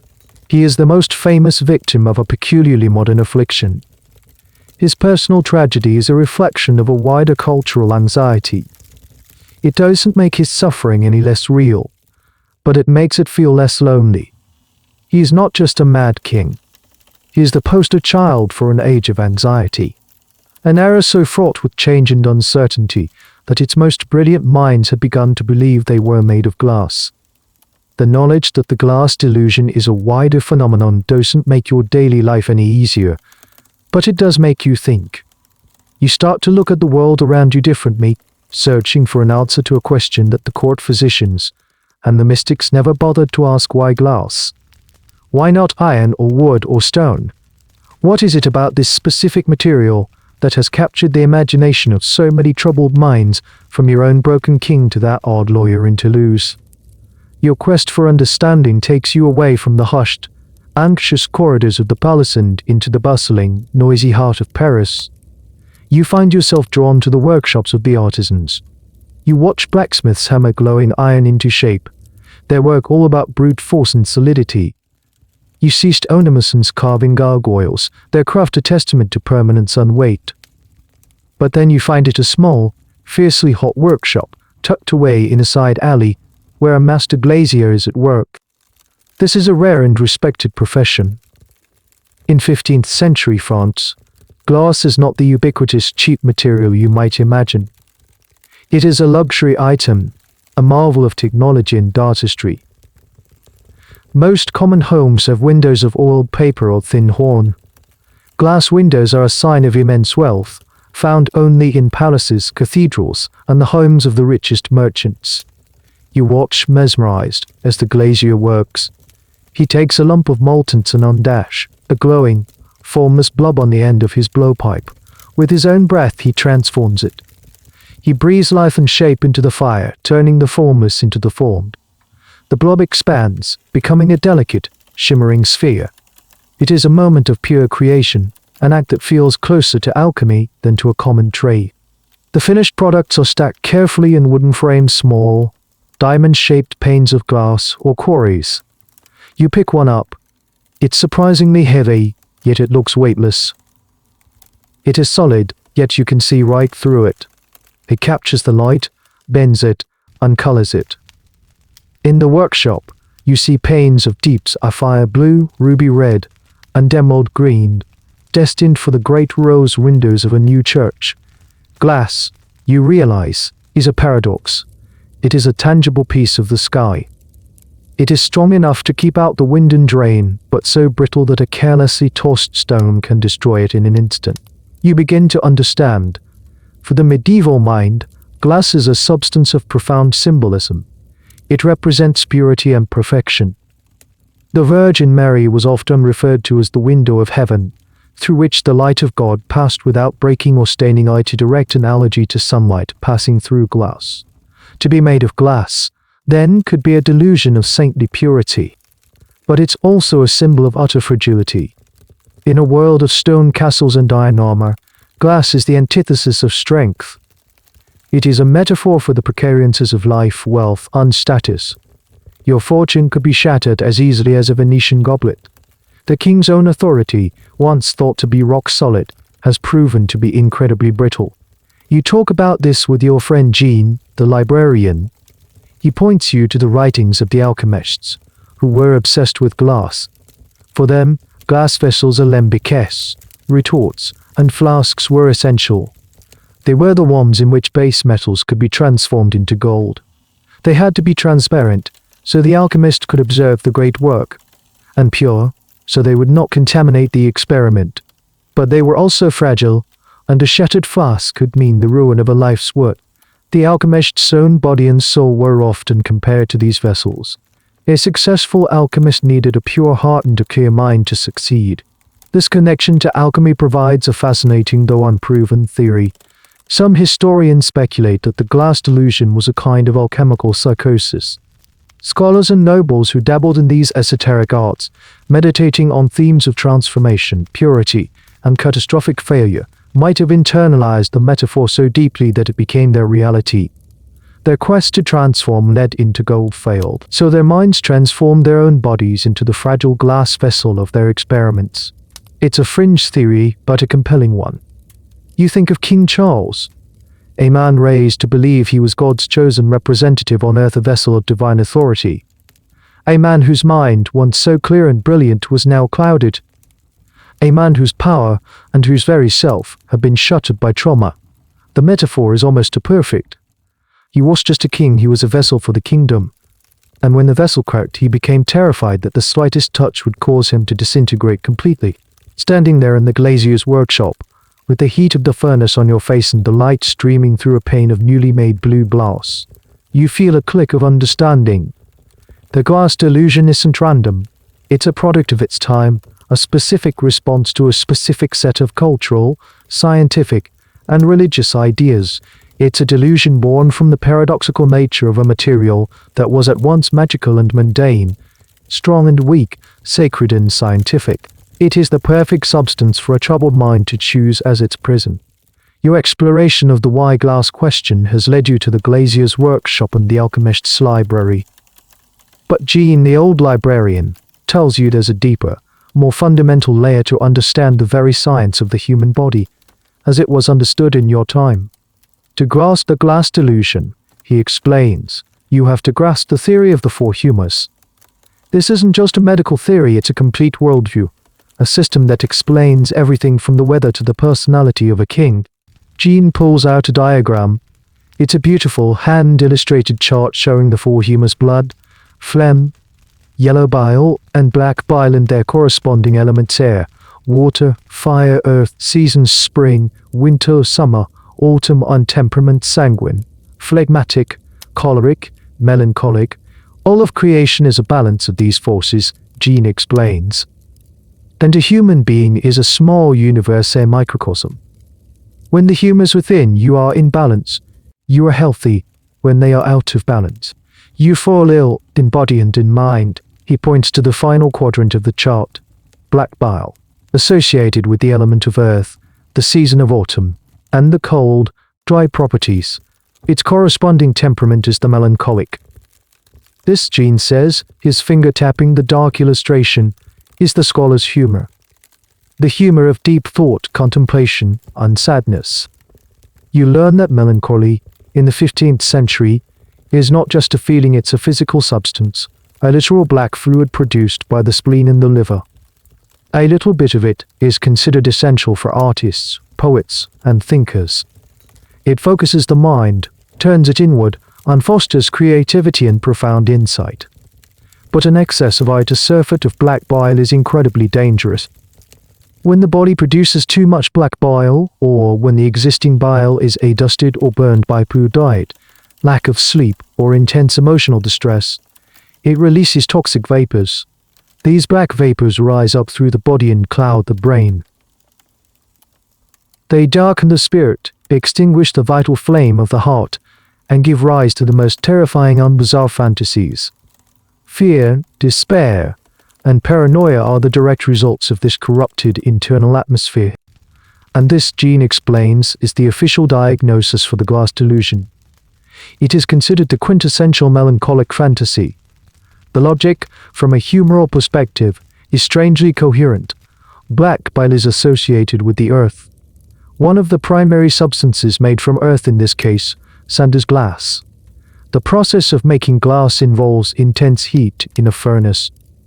The process of creating pathological melancholy involves the burning of black bile. So, a melancholic individual, his mind clouded by the fumes of his own burnt humor, might easily fantasize that his earthy body has been transformed by internal heat into glass. It is a diagnosis that is both chemical and metaphorical. This link between melancholy and intellectual life leads to a very strange story. To be melancholic is a sign of a superior mind. A dull-witted peasant might have an excess of phlegm, making him lazy and slow. A brutish soldier might have too much yellow bile, making him angry and aggressive. But only a refined, intelligent, sensitive soul has the right constitution to suffer from true melancholy. This is why the glass delusion is a scholar's disease. It's a marker of intellectual and social status. A curious offshoot of this belief, and a rather niche piece of trivia, is the dietary advice given to melancholics. Because black bile was considered cold and dry, sufferers were advised to avoid melancholic foods like old beef, lentils, cabbage, and red wine. Instead, they were encouraged to eat moist and warm foods like fresh fish, young chicken, and white wine to counteract the effects of the dark humor. The Queen's household accounts from this period show large expenditures on these specific types of anti-melancholy foods for the king's kitchen, a quiet testament to the pervasive influence of humoral theory. But this theory also has a dark side.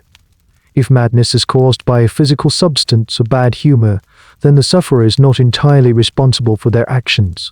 This is a double-edged sword. On one hand, it allows for a degree of compassion. The king is not evil, he is sick. His humors are out of balance. This is the argument his allies use, but his enemies can use the same theory against him. They can argue that his humoral imbalance is permanent, a fundamental flaw in his constitution. A man whose very substance produces these dark vapors can never be trusted to rule. His mind is fundamentally corrupted by his own internal chemistry. Therefore, he must be removed from power for the good of the realm. The debate over the king's fitness to rule becomes a debate over the state of his spleen. The question of what causes the black bile to go bad is where the theory gets murky and where historians still find room for debate. Was it the shock of the Le Mans first incident that dusted the king's humors? Was it the trauma of the ball of the burning men? Or, as some modern scholars argue, was the black bile simply a 15th century label for a condition like clinical depression or schizophrenia, with the humoral theory being a pre-scientific attempt to explain a complex numerical reality? You leave the library with your head spinning. You now understand that when people look at King Charles, they don't just see a man. They see a walking, talking, terrifying case study in humoral pathology. His glass delusion is not just a random fancy, it is a symptom. A signpost pointing directly to the cold, dry, dark humor that has flooded his system and captured his mind. The prison he inhabits is not just made of glass, it's made of ink-black bile. In the grand, tragic opera of the King's Madness, the spotlight is almost always on Charles himself. He is the sun around which the entire court orbits, whether he is shining, eclipsed, or collapsed into a black hole of delusion. But as you move through the palace day after day, your attention is increasingly drawn to a figure who is forced to live in his shadow, a woman whose own fate is inextricably tied to his, the Queen, Isabel of Bavaria. When she first arrived in France, she was a fairy tale princess. A beautiful, vibrant, 14-year-old German girl, chosen to be the bride of the handsome and beloved King of France. Their wedding and her coronation were spectacles of almost unimaginable luxury. She was showered with gifts, poems were written in her honor, and the people of Paris adored her. You've heard the older courtiers speak of those days, a time of hope and celebration. Now you see a very different woman. Isabel is still beautiful, but there is a hardness in her eyes, a set to her jaw that was there in her official portraits. She has become a master of the neutral expression, her face a beautiful mask that reveals nothing of the turmoil behind it. Her life is a constant, exhausting balancing act. On the one hand, she is the wife of a madman. You've seen their interactions during his bad spells. He doesn't recognize her. He shrinks from her touch, or worse, screams abuse at her, accusing her of being a stranger, a poisoner, an agent of his enemies. Imagine the pain of being rejected, day after day, by the man you married, the father of your many children. Then, during his brief lucid intervals, he is consumed with guilt and shame, leaning on her for support, a painful reminder of the man she has lost. On the other hand, she is the Queen of France in a time of crisis. She is the mother of the heir to the throne, the Dauphin. She cannot simply crumble in grief. She is surrounded by powerful, predatory men, the Dukes of Burgundy and Orleans, who see her as either an obstacle or a potential pawn in their game. They flatter her, they try to intimidate her, they spread rumors about her. Her every move is scrutinized. If she dresses too plainly, she is criticized for not upholding the dignity of the crown. If she dresses too lavishly, she is condemned as a wasteful spendthrift, fiddling while the kingdom burns. You watch her navigate this impossible terrain. She learns to be a political operator out of sheer necessity. She forms her own faction at court, a small circle of loyal advisors and allies. She must negotiate with the warring dukes, playing them off against each other to protect her own position and the inheritance of her children. It is a dangerous, high-stakes game. Her relationship with Louis of Orleans, the king's charismatic but reckless brother, becomes a major source of court gossip. They are close politically and personally. They attend parties together. They confer in private. Immediately, the rumors start. The Queen and the Duke of Orleans are lovers. The king's youngest children are not his own. The rumors are fueled by the Duke of Burgundy's propagandists, who are eager to discredit both their rivals. Is there any truth to them? It's one of the great, enduring mysteries of the era. The chroniclers, most of whom were allied with the Burgundian faction, paint her as a shameless, manipulative adulteress. But is that fair? Historians are still deeply divided. Some argue that the evidence for an affair is flimsy, based entirely on the slander of her political enemies. They see her as a pragmatic queen who formed a necessary political alliance with her brother in order to counterbalance the immense power of Burgundy. Others believe that, trapped in a loveless and tragic marriage, she may well have sought comfort and affection elsewhere. The truth is likely lost to time, buried under centuries of political spin. One little-known aspect of her life is her role as a major patron of the arts. During this tumultuous period, she commissioned some of the most beautiful illuminated manuscripts of the age, including the famous Book of the Queen by Christine de Pizan, one of Europe's first professional female writers. This can be read in two ways.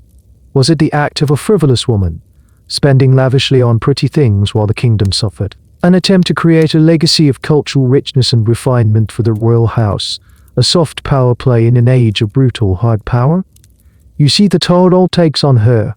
You see the moments when the mask slips. A flash of fear in her eyes when news of a Burgundian military advance reaches the court. A flicker of profound sorrow when she watches her mad husband from a distance. A fierce, protective glare when one of the dukes tries to give orders to her son, the Dauphin. She is one of the most controversial and arguably misunderstood queens in French history. Was she a villain or a victim? A selfish hedonist or a political survivor? The answer probably lies somewhere in the messy, complicated middle. What you see day to day is a woman who refuses to be a passive pawn.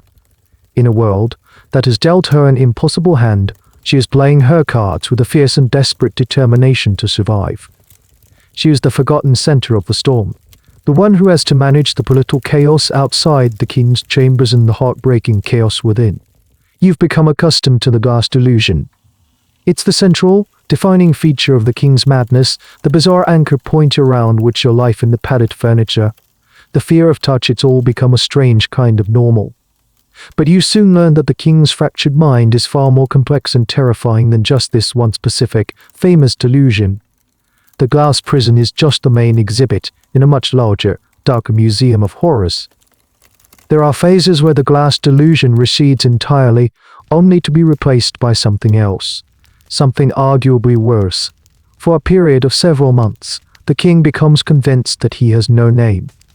He is not Charles. He is not George.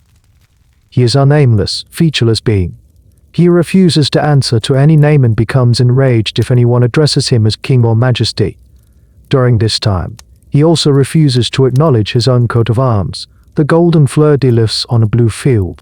He would fly into a fury if he saw it, trying to scratch the symbols off plates, rip them from tapestries, and paint over them on the walls. Imagine the political and symbolic crisis this creates. A king who denies his own name and the symbol of his dynasty is, in essence, denying the entire basis of his authority. The kingdom is left with a leader who has erased himself. His rivals, the dukes, are quick to capitalize on this, suggesting that if the king himself rejects his own identity, perhaps it is time for another to take it up. Following the nameless phase, an even more disturbing period begins. For nearly half a year, the king is seized by a powerful delusion that he is a wolf. He doesn't just think it, he acts it. He refuses to enter the palace, choosing instead to roam the gardens and corridors, sometimes on all fours. He makes low, growling sounds deep in his throat and shuns human contact, snapping at anyone who comes too close.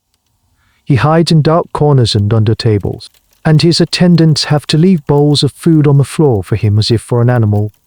This is lycanthropy, a well-documented, though rare, form of madness in the medieval period. For the court to see their sovereign, God's anointed ruler, reduced to the level of a feral beast, is a profound shock to the natural order. And then there's the filth.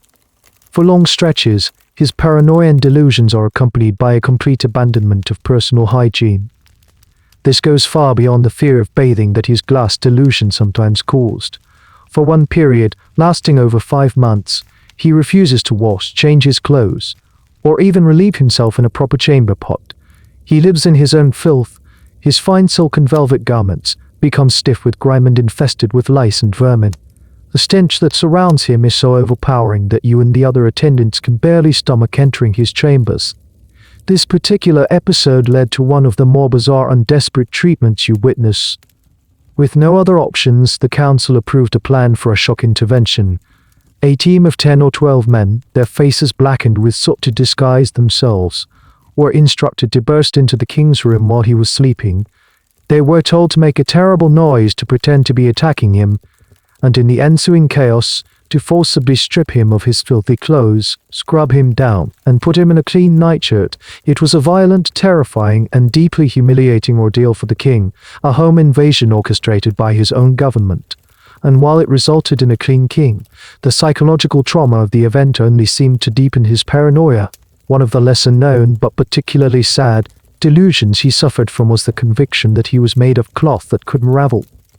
During these times he would sit for hours, trying to remain perfectly still, believing that any movement would cause a thread to come loose and that he would slowly, but surely unravel into a meaningless pile of string. Why so many different delusions? Historians and medical experts who study the case of Charles VI from a modern perspective see this as a key symptom. This polymorphic nature of his delusions, shifting from glass to walls to being nameless, is highly suggestive of a complex, psychotic disorder like schizophrenia. His mind wasn't stuck in one rut, it was constantly creating new and terrifying realities for him to inhabit. The historical debate here focuses on whether these shifts were, and are more, if they can be mapped to specific external events, say political loss triggering the unraveling delusion, a moment of feeling hunted by his enemies triggering the wolf delusion. For you, living through it, there is no pattern. It's just a terrifying, unpredictable rotation of nightmares. Each new delusion brings with it a new set of protocols for you to learn. You learn how to soothe a wolf, how to speak to a man with no name, how to care for a man who believes he is coming apart at the seams. You realize that the glass delusion, for all its strangeness, was at least consistent.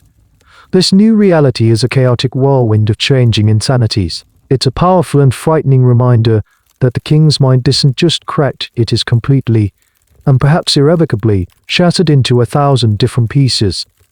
Living in the midst of the king's rotating nightmares is a grim, exhausting affair.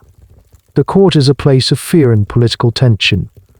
And yet, amidst the chaos, there are strange moments of beauty and order.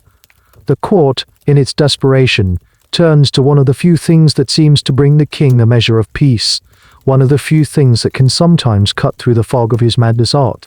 Queen Isabel and the more culturally inclined members of the court, like the Duke of Orleans, notice that, on his better days, the king can be captivated by beautiful objects.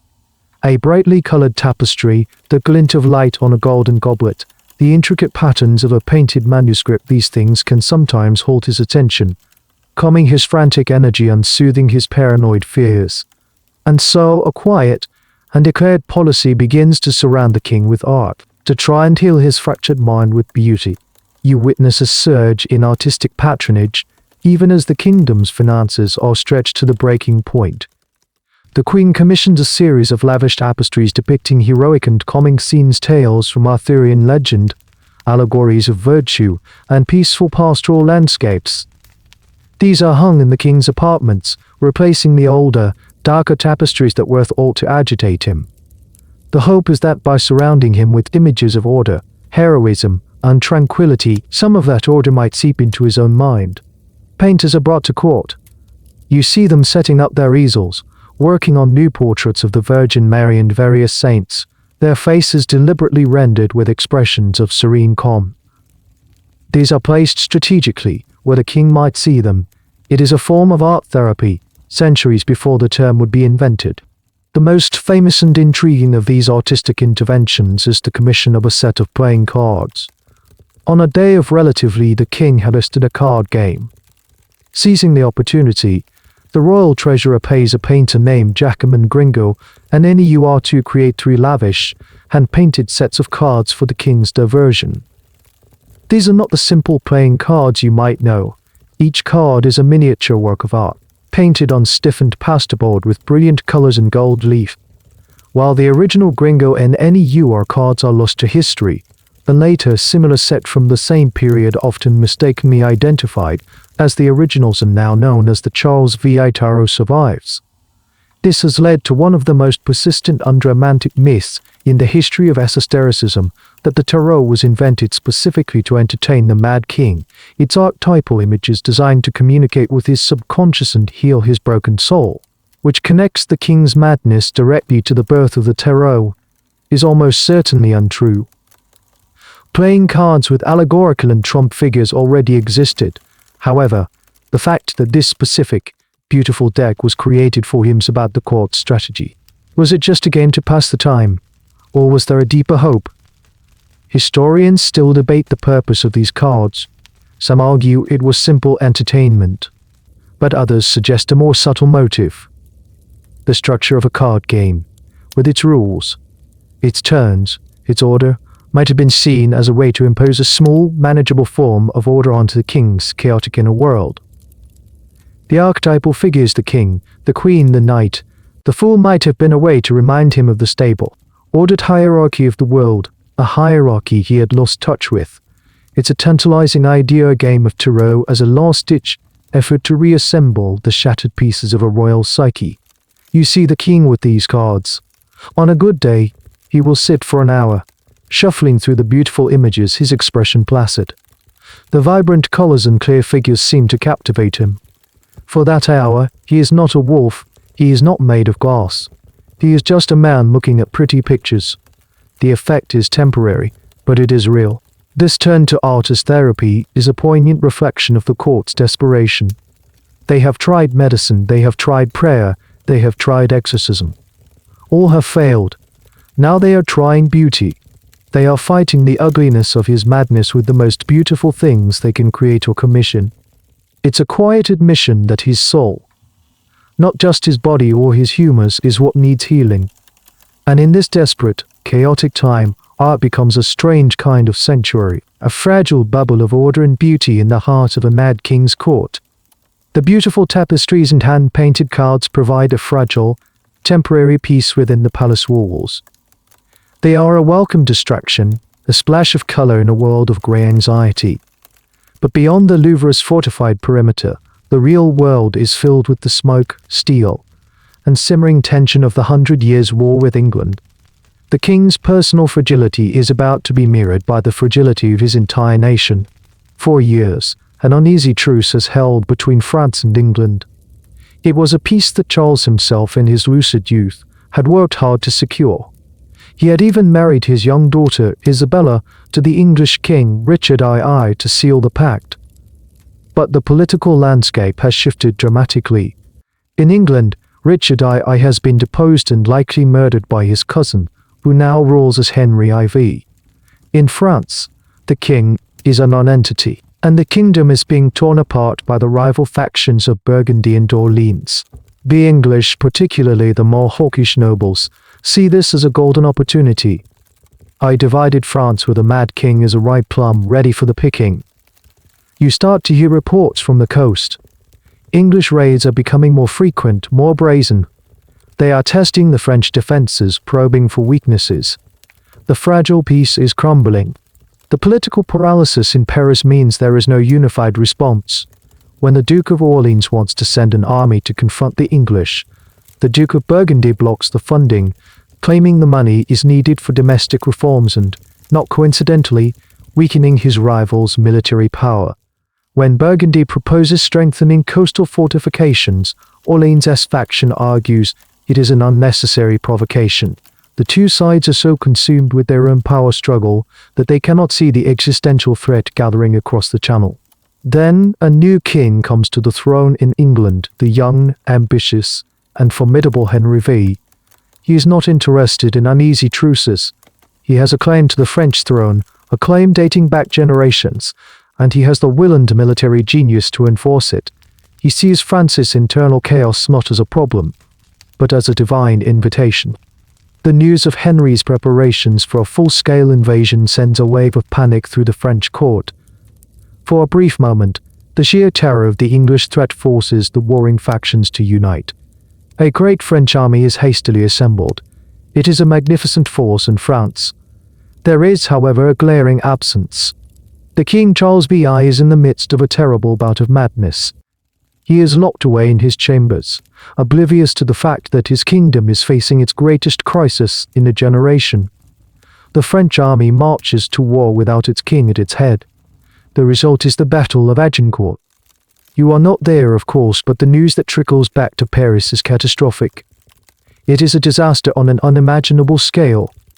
The French army, overconfident and poorly laid on a muddy field, has been annihilated by a smaller, more disciplined English force. The English longbowmen have cut down the flower of French nobility. Thousands are dead. Thousands more are captured and held for ransom. It is a national humiliation, a wound that cuts to the very core of French identity. The aftermath in Paris is a state of shock and despair. The Duke of Orleans has been captured. The Duke of Burgundy uses the chaos to seize absolute control of the city. The civil war, which had been simmering for years, now erupts into open, brutal conflict on the streets of Paris. This direct link between the king's illness and the disaster at Agincourt is a point of intense historical debate. A more traditional great man view of history would say that if a strong St. Charles VI had been on the throne, the French would have been more unified and better led, and the battle might have gone differently. A more modern structuralist view would argue that the French defeat was due to a host of other factors: outdated military tactics, aristocratic arrogance, the muddy terrain, and that the king's madness was just a convenient excuse for a deeper systemic failure. The truth, as is often the case, is likely a complex mix of both. For you living in the shell-shocked capital, the academic debate is irrelevant. The connection is simple and direct. The head of the kingdom was sick, so the body was weak. The shepherd was lost, so the wolves came for the flock. As you watch the smoke rise from skirmishes in the city's outer districts and listen to the endless church bells tolling for the dead, you understand a terrible truth. The king's private, internal world of glass-like fragility has now become the public, external reality of the entire nation. The kingdom itself is shattering. The disaster at Agincourt was a body blow, but what follows is the final, deep twist of the knife. The defeat doesn't end the war, it accelerates it. The English, led by the relentless Henry V, press their advantage. City after city in northern France falls. The Burgundian faction, seeing the tide of war turning so decisively, makes a fateful choice. They decide to ally themselves with the English invaders against their French rival. The Armageddon, the faction previously led by the captured Duke of Orleans. France is now not just a nation at war with an external enemy, but a nation consuming itself in a brutal civil war, with one side openly collaborating with the invaders. The political situation in Paris is dire. John the Fearless, the Duke of Burgundy, is assassinated by agents of the Dauphin, the king's eldest son and heir. This act of violence, meant to remove a rival, instead backfires spectacularly. It drives the new Duke of Burgundy, Philip the Good, into an even deeper and more vengeful alliance with the English. And it is in this context of utter defeat and national humiliation that the final, most tragic act of King Charles V's reign takes place. You are there, in the background, a silent witness to the kingdom's official surrender. The year is 1420th. The setting is the cathedral in the city of Troyes. The king is having one of his good days, not truly lucid, but calm, docile, and suggestible. He is a puppet, and everyone knows it. The strings are held by his wife, Queen Isabel, and the powerful Duke of Burgundy, who are now acting in concert with the victorious King Henry V of England. You watch as the French king, his eyes vague and his movements slow, is led to a table where a treaty is laid out. This is the Treaty of Troyes. It is perhaps the most humiliating document in French history. You hear the terms read aloud, and they are breathtaking in their audacity. The treaty declares that Charles V will remain King of France until his death. However, upon his death, the crown will not pass to his own son. The Dauphin is officially disinherited, declared illegitimate, the traitor to the realm. Instead, the heir to the French throne will be Henry V of England. Henry will marry Charles V's daughter, Catherine. Their future son will be the undisputed king of both England and France, uniting the two crowns. In essence, the treaty signs away the independence of France. It makes the French king a lame duck monarch and hands the future of the nation to its greatest enemy. You watch the king's hand, guided by an attendant, as he makes his mark on the document. He seems to have no understanding of what he is doing. He is signing away his own son's birthright, his own dynasty's legacy, his own kingdom's future. It is the ultimate act of a hollow king, a vacant crown. The role of Queen Isabel in this treaty is one of the most controversial aspects of her life, and the primary reason she is so reviled by many French historians. Did she willingly betray her own son and her adopted country? The Burgundian and English narrative is that she was a righteous mother, justly punishing a treacherous son who was involved in the assassination of the Duke of Burgundy. The counter-argument is that she was a political pragmatist under immense pressure, a hostage to the Anglo-Burgundian forces controlling Paris. Perhaps she saw the treaty as the only way to achieve peace and end the bloodshed, a terrible but necessary sacrifice. Or perhaps, as her detractors claim, she acted out of pure self-preservation and spite. The debate over her motivations, coerced vict, immoral willing collaborator rages to this day. A strange but telling detail of the ceremony is that, after the signing, King Henry V, now the official regent and heir of France, began to use a new combined coat of arms, quartering the leopards of England with the fleur-de-lis of France. This visual propaganda was stamped on coins and documents, a constant, galling reminder to the French people that their national identity had been formally conquered and absorbed. For you, standing in the cold cathedral, the political complexities fade away. What you see is the culmination of a 30-year tragedy. It began in the forest of Le Mans with a single man's mind breaking. It led to a glass delusion, to a fake madness, to a hollowed-out court. And now it ends here with the stroke of a pen, with a broken king signing away his broken kingdom. The fragility that began in his mind has now been made manifest in the law of the land. He is now officially, irrevocably shattered. The English have won. The long war is over. And France, it seems, is no more. The Treaty of Troyes is signed. The English king is now the heir to the French throne. For the powerful men in the cathedral, the matter is settled. But treaties are just words on parchment. The true story of a kingdom is written in the hearts and minds of its people. You leave the suffocating formality of the court and walk out into the streets of Paris to listen. What do the common people, the merchants, the bakers, the masons, The laundresses think of all this. You find that there is no single opinion. The city is a fractured mirror, reflecting a dozen different views. In the pro-Burgundian neighborhoods, near the markets controlled by their allied guilds, you hear a sense of weary relief.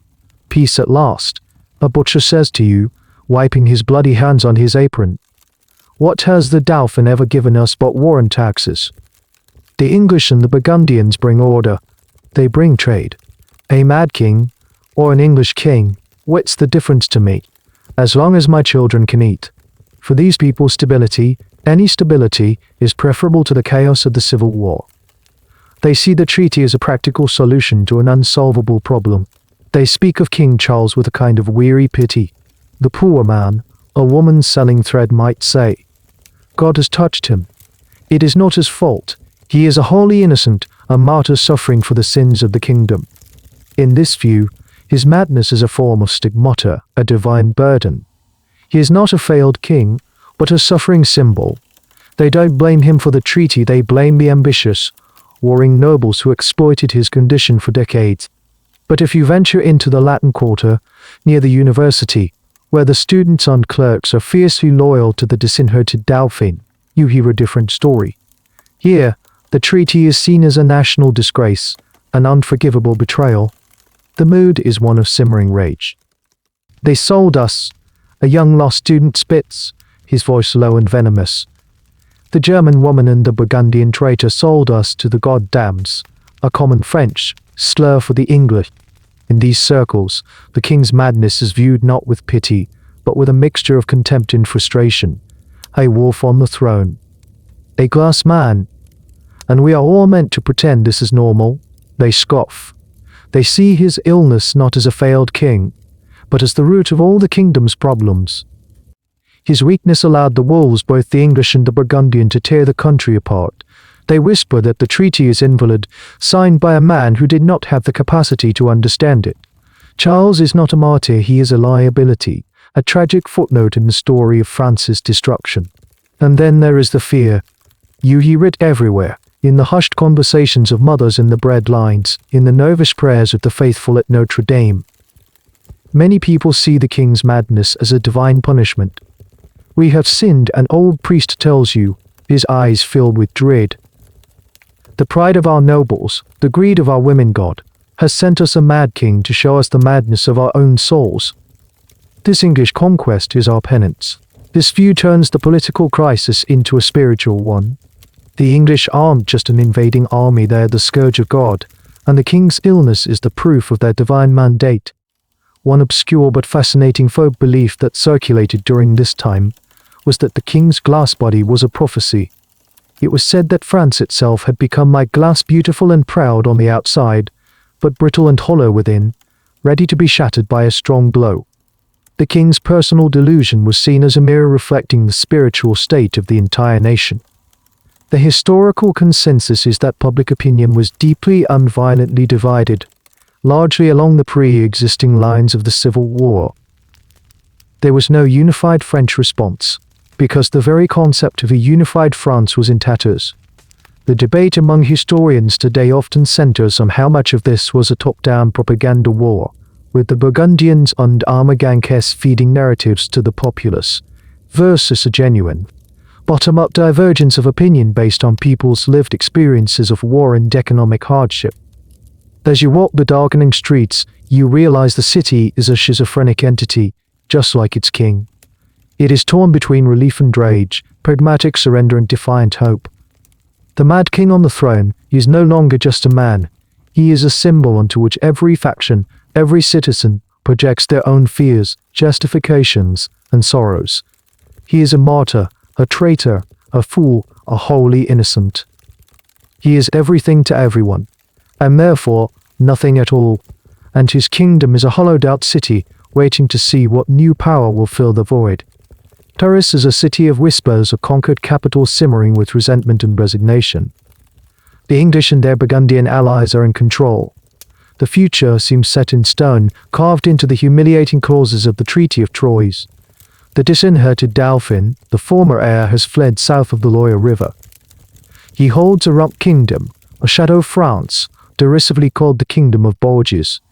He is a king with no crown and no capital, his cause seeming more hopeless with each passing day. The story, it seems, is over. But then a new whisper begins. It is different from the tired, cynical gossip of the Parisian court. This one comes from the countryside, from the heart of what little territory the Dauphin still controls. It is a strange, almost unbelievable rumor. The whisper is about a girl. A peasant girl. Her name is Joan. She is from a tiny, insignificant village called Domremy, and she claims that she has been sent by God. You first hear the story from a traveling friar, his eyes wide with a mixture of awe and skepticism. He says this young girl, who can neither read nor write, has been having visions. She claims that Saint Michael, Saint Catherine, and Saint Margaret have been speaking to her for years. And now, they have given her a mission. She must drive the English out of France and see the Dauphin crowned as the rightful king in the sacred city of Reims. The initial reaction at the Parisian court, where you now serve in a minor capacity under the Anglo-Burgundian regime, is scornful laughter. A milkmaid to lead an army. A Burgundian knight's course. The Dauphin must be truly desperate to be scraping the bottom of the barrel for profits. The English regent dismisses it as a foolish peasant superstition, a propaganda trick by the Armagances to boost morale. But the story doesn't go away, it grows. The whispers turn into reports. The girl, this Joan, has managed to convince a local commander of her sincerity. She has been given a horse and a small escort to travel across enemy territory to reach the Dauphin's court at Chinon. This in itself is a minor miracle. Then comes the news that truly startles the court. She has arrived at Chinon.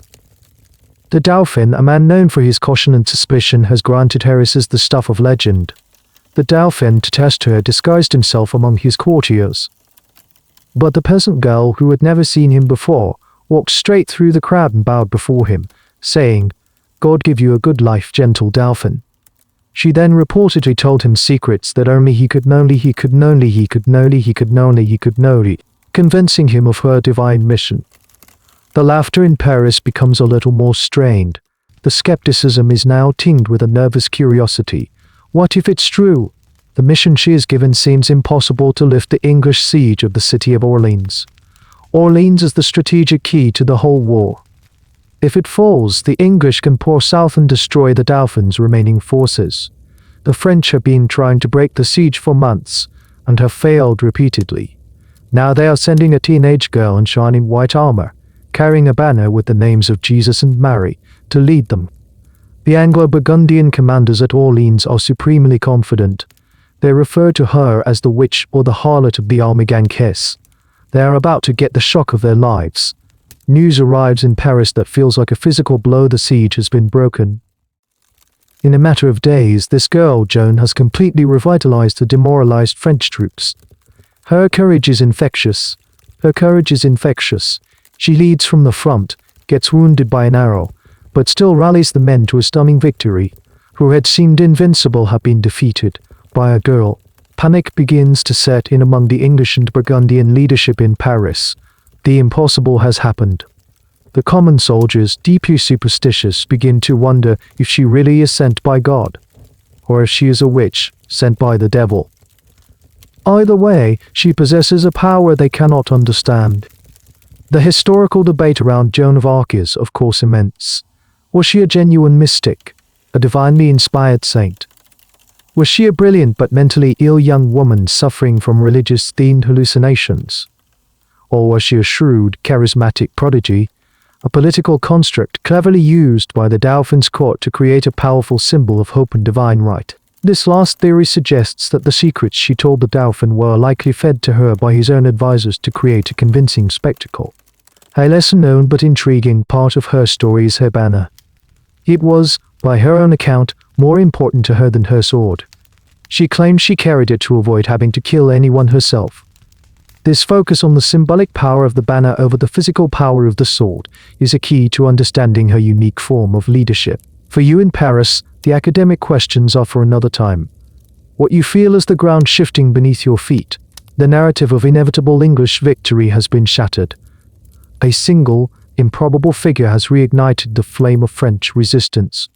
The disinherited Dauphin, a figure of pity, now has a holy warrior at his side. The name on every earnest lips is no longer Henry or Philip, but Joan. The story you thought was over has just found its most unbelievable and game-changing character. A new chapter has begun, written not with treaties, but with faith and fire. The meteoric rise of Joan of Arc sends shockwaves through France, but inside the Hotel St. Paul in Paris, time seems to have slowed to a crawl. The grey currents of history, the battles, the coronation of the Dauphin as Charles V I in Reims, the shifting tides of war barely penetrate the thick, padded walls of the king's chambers. Here, in the twilight of his life, Charles V I is adrift in his own private sea of confusion, his world shrinking to the dimensions of his room. You are now one of his most senior and trusted attendants. The job is no longer one of fear and crisis management, but of gentle, weary routine. The violent frenzies and terrifying delusions have mostly subsided, burned out like a fire that has run out of fuel. What is left is a profound emptiness, a gentle, near-constant state of bewildered melancholy. The glass delusion, his most famous affliction, still makes an occasional appearance, but it's a faint echo of its former self. He might refuse to be touched or shy away from a hard surface, but the shrieking terror is gone, replaced by a kind of sad, ingrained habit. His days are a monotonous loop. He wakes late. You help him dress, a slow, painstaking process. He often doesn't seem to recognize his own clothes. He eats little, picking at his food with a distracted air. Much of the day is spent sitting in his high-backed chair, staring out of a barred window at a small, enclosed garden. What does he see? Does he see the trees and the sky? Or does he see the ghosts of his past? Or does he see the ghosts of his past, the faces of the men he killed in the forest of Le Mans? The burning figures from the disastrous ball? You can only guess. His connection to the world outside is tenuous at best. Sometimes a minister from the Anglo-Burgundian Council will come to get his signature on a document. It's a pure formality. The king is propped up, the pen placed in his hand, and his hand guided to make a shaky, illegible mark. He has no idea what he is signing. He is a rubber stamp with a human face. On rare occasions, a flicker of the old Charles appears. One afternoon, a musician is playing a lute softly in an adjoining room. The king's head lifts. He single-tear traces a path through the grime on his cheek. Does he remember the music and dancing of his youth? The memory, if it is one, is gone as quickly as it came. His gaze returns to the window, his expression vacant once more. You bear witness to the final, sad decay of his body. He is stooped and thin, his skin pale and papery. His hair is white, his eyes cloudy. The once handsome, athletic king is now a frail old man, worn down not just by age, but by 30 years of relentless mental torment. He is a ruin, a living monument to a life irrevocably broken. Even his captors, the English and Burgundians, seem to have almost forgotten him. He is no longer a political to be manipulated, just a sad fixture of the palace, a problem that will eventually solve itself. The real political drama is now focused on the two rival kings, the English Henry V and, after his sudden death, his infant son Henry VI and the newly crowned French Charles VII, Joan of Arc's king. The old, mad king is an afterthought. A little-known but poignant detail from his final years is that his only constant and welcome companion was a woman of low birth named Odette de Champdivers. She was his mistress, but her role was more that of a nurse and caretaker. Queen Isabel, for whatever reason, had long since ceased to be a regular presence in his life. It was Odette who could soothe him, who could coax him to eat, and who treated him with a simple, human kindness that had long been absent. She was called La Petite Reine, the little queen by the palace staff, a quiet acknowledgement of her unique place in the king's shattered world. The end comes in the autumn of 1422. His body, as fragile as he always believed it to be, finally gives out. He slips into a final coma, much like the one that followed the instant in the forest of Le Mans all those years ago. You stand vigil by his bedside, listening to his shallow breathing. The room is quiet. The great drama of his life, the rages and the fears, has dwindled to this last faint sound. He dies peacefully. There is no ceremony, No grand deathbed pronouncements. The Glass King, the Wolf King, the Nameless King, Charles the Beloved and Charles the Mad, simply stops. The official reaction is muted. The English regent immediately proclaims the infant Henry V as the new King of France, as per the Treaty of Troyes. The heralds cry, "Long live King Henry of France and England." But in the streets, you hear another cry, a whisper of defiance from the loyalist faction, "Long live King Charles VII." The death of the Mad King doesn't solve the problem of the two Francis. It solidifies it. The dual monarchy is now a reality. You help to prepare his body for the funeral. As you look at his still face, you think back to the stories of his youth, the bright, promising young king who would have done so much. His life was a long, slow-motion tragedy, a 30-year fall. And as they close the lid on his coffin, you feel as though a book is being closed on a dark, strange, and deeply sad chapter of history. The king is dead. The funeral is a grand but somber affair, organized by his English and Burgundian keepers. But with the closing of Charles VI's tomb, another chapter opens, the chapter of memory and diagnosis. The man is gone, but the mystery of his madness remains. You, having lived through the reality of it, now find yourself in a new, more reflective phase. You are no longer just an attendant, you are a witness, a keeper of memory. And as you step out of the 15th century and look back with the benefit of hindsight, you can see how the story of the Mad King begins to be told and retold, diagnosed and re-diagnosed, through the changing lenses of history. In the immediate aftermath, the diagnosis is simple and brutal, filtered through the lens of politics. For the victorious English and their Burgundian allies, his madness was proof of the vowed dynasty's corruption and weakness. He was a king justly punished by God, his illness a divine sign that the crown should pass to the more vigorous and righteous English line. The chroniclers on their payroll, like Enguera NDD Monstrelet, record his delusions in detail, painting a picture of a man utterly unfit to rule, thus justifying the Treaty of Troyes. For the supporters of the newly crowned Charles VII, the story is spun differently. Their king, Charles the Mad, becomes Charles the Martyr. His suffering was not a punishment, but a holy trial, a burden he bore for his sinful kingdom. His madness wasn't his fault, but the result of sorcery and the evil machinations of his enemies, namely, the Burgundians. This narrative transforms his weakness into a source of tragic, spiritual strength and makes his son's eventual victory a righteous quest to avenge a wronged father and reclaim a sacred legacy. As the centuries pass and the 100 Years' War fades into history, the story of Charles VI is taken up by physicians and early psychiatrists. The age of superstition gives way to the age of science. In the 18th and 19th centuries, armed with new theories about the brain and nervous system, they look back at the historical accounts. They dismiss the talk of sorcery and divine punishment. They see a clear-cut medical case. Some diagnose him with manic-depressive insanity, what we would now call bipolar disorder. This theory fits the oscillating pattern of his illness, long periods of deep, withdrawn depression, the catatonic states, the glass delusion alternating with episodes of frenzied mania, the attack in the forest, the running through the palace. His periods of lucidity are seen as the baseline periods between these extreme poles. Other early aliens, as psychiatrists were then called, prefer a diagnosis of schizophrenia. They point to the persistent and bizarre nature of his delusions, glass, wolves, being nameless, his auditory hallucinations, if Joan of Arc's voices were real to her, perhaps other voices were real to him, and the profound disorganization of his thought and behavior. The sheer variety of his symptoms, they argue, points away from the more structured cycle of bipolar disorder and towards a more fundamental shattering of the psyche. This brings us to the modern era, where the debate continues with even more sophisticated tools.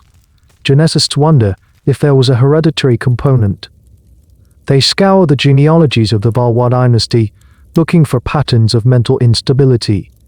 Indeed, several of Charles's ancestors and descendants showed signs of erratic behavior, though none as severe as his. Could he have carried a genetic predisposition that was triggered by the immense stress of his kingship and the trauma he endured? Neurologists propose other theories. Could his initial breakdown in the forest, which was accompanied by a high fever, have been caused by an infection like encephalitis that left him with permanent brain damage? Or perhaps he suffered a series of small strokes? Psychoanalysts and cultural historians offer a different perspective. They are less interested in a precise clinical label and more interested in the meaning of his madness. They see it not as a random symptom of a brain disease, but as a powerful metaphor. They argue that Charles's delusion was a psychosis of his reality. He was the king, a figurehead, a public symbol whose personal identity was fragile and transparent. He felt seen through, his authority brittle, his very selfhood at risk of being shattered by the political pressures around him. His mind, they contend, simply chose the most potent available symbol from his culture to express this profound psychological truth. One particularly intriguing modern theory combines several of these ideas.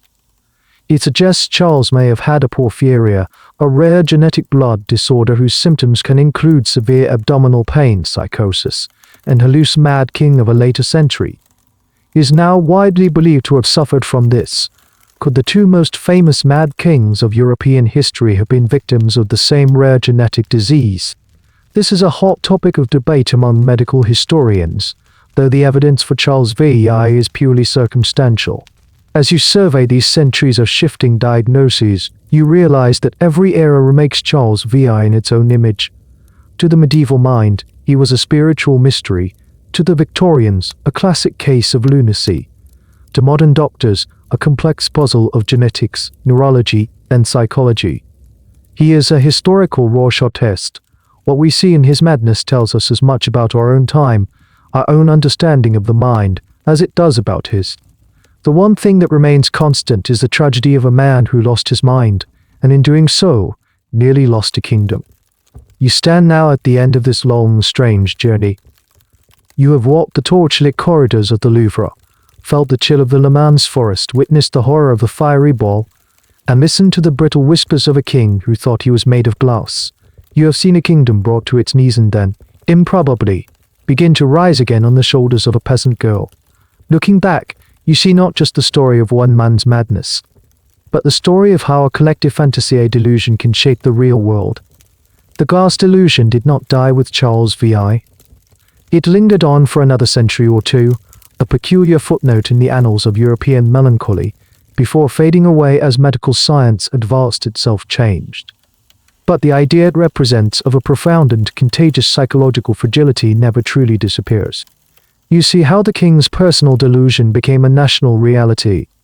His inability to rule, born from his paranoid fear of being shattered, created a power vacuum that shattered the political landscape of France. The civil war between the Burgundians and Armagnacs was a direct consequence of his incapacity. The English invasion under Henry V was timed perfectly to exploit the weakness of a kingdom with a glass king. The Treaty of Troyes, which formally broke the line of succession, was the ultimate political shattering, a direct result of the king's inability to resist. His internal, imaginary fragility became the external, political fragility of his entire realm. It's a stark, terrifying lesson in how the fate of millions can hang on the delicate synaptic firings inside a single skull. But you also witness the flip side of this psychological coin. If a negative delusion could bring a kingdom to ruin, a positive one could, it seems, redeem it. You think of Joan of Arc. Her conviction that she was hearing the voices of saints was, by any rational modern standard, a delusion. It was an unshakable, unprovable belief in a reality that no one else could perceive. Yet, this delusion had the opposite effect of the king's. Charles's belief that he was glass made him passive, fearful, and inert. It caused him to retract from the world. Joan's belief that she was a messenger of God made her fearless, active, and dynamic. It propelled her out into the world with an unstoppable force. Her personal, internal certainty was so powerful that it became contagious. It infected the demoralized French army with hope. It convinced a hesitant Dauphin to claim his crown. Her delusion of divine purpose was the antidote to the kingdom's delusion of despair. History, of course, has long debated how to frame these two phenomena. Charles's condition is labeled as madness, an illness, a pathology. Joan's is often framed as faith, a mystical experience, a divine gift. But from a purely psychological perspective, both are profound deviations from consensus reality. Both are powerful ideas that fundamentally reshape the world of those who held them. The academic debate on whether faith and delusion are neurologically distinct experiences, or simply different value judgments placed on similar phenomena, is one that continues in psychology and philosophy today. As you let the story settle, you see it as a grand, dark fairy tale. A tale of a glass king and a girl who heard voices. A story that shows how the most powerful forces in history are not always armies or treaties, but the ideas inside our heads. A powerful delusion of weakness can shatter a nation, but a powerful delusion of hope, it seems, can piece it back together again. The legacy of Charles V.I. is this dual lesson, a testament to the terrifying fragility and the astonishing resilience of the human mind and the kingdoms it builds and breaks. And so, the story of the Glass King gently dissolves, its sharp edges softening into the quiet dark that now holds you. The echoes of history fade, replaced by the soft hum of the fan and the gentle weight of your own blanket. You can let go of the stone castles and the flickering torchlight. You can release the memory of velvet and iron, of whispers and of crowns. All of that is in the past, a story that has been told. Now, there is only the slow, steady rhythm of your own breathing. Feel the air as it comes and goes, a quiet tide pulling you further away from the waking world. The journey is over. Your mind, which has traveled so far tonight, can finally come to rest. The thoughts of kings and queens, of battles and delusions, can now drift away like dust motes settling in the moonlight. There is nothing left to do, nothing left to figure out. There is only the here and now, this comfortable silence, this growing peace. You are safe, you are warm. And you are drifting on a quiet river, towards the soft and welcoming shores of sleep. Your dreams are waiting. The end of the article. Good night.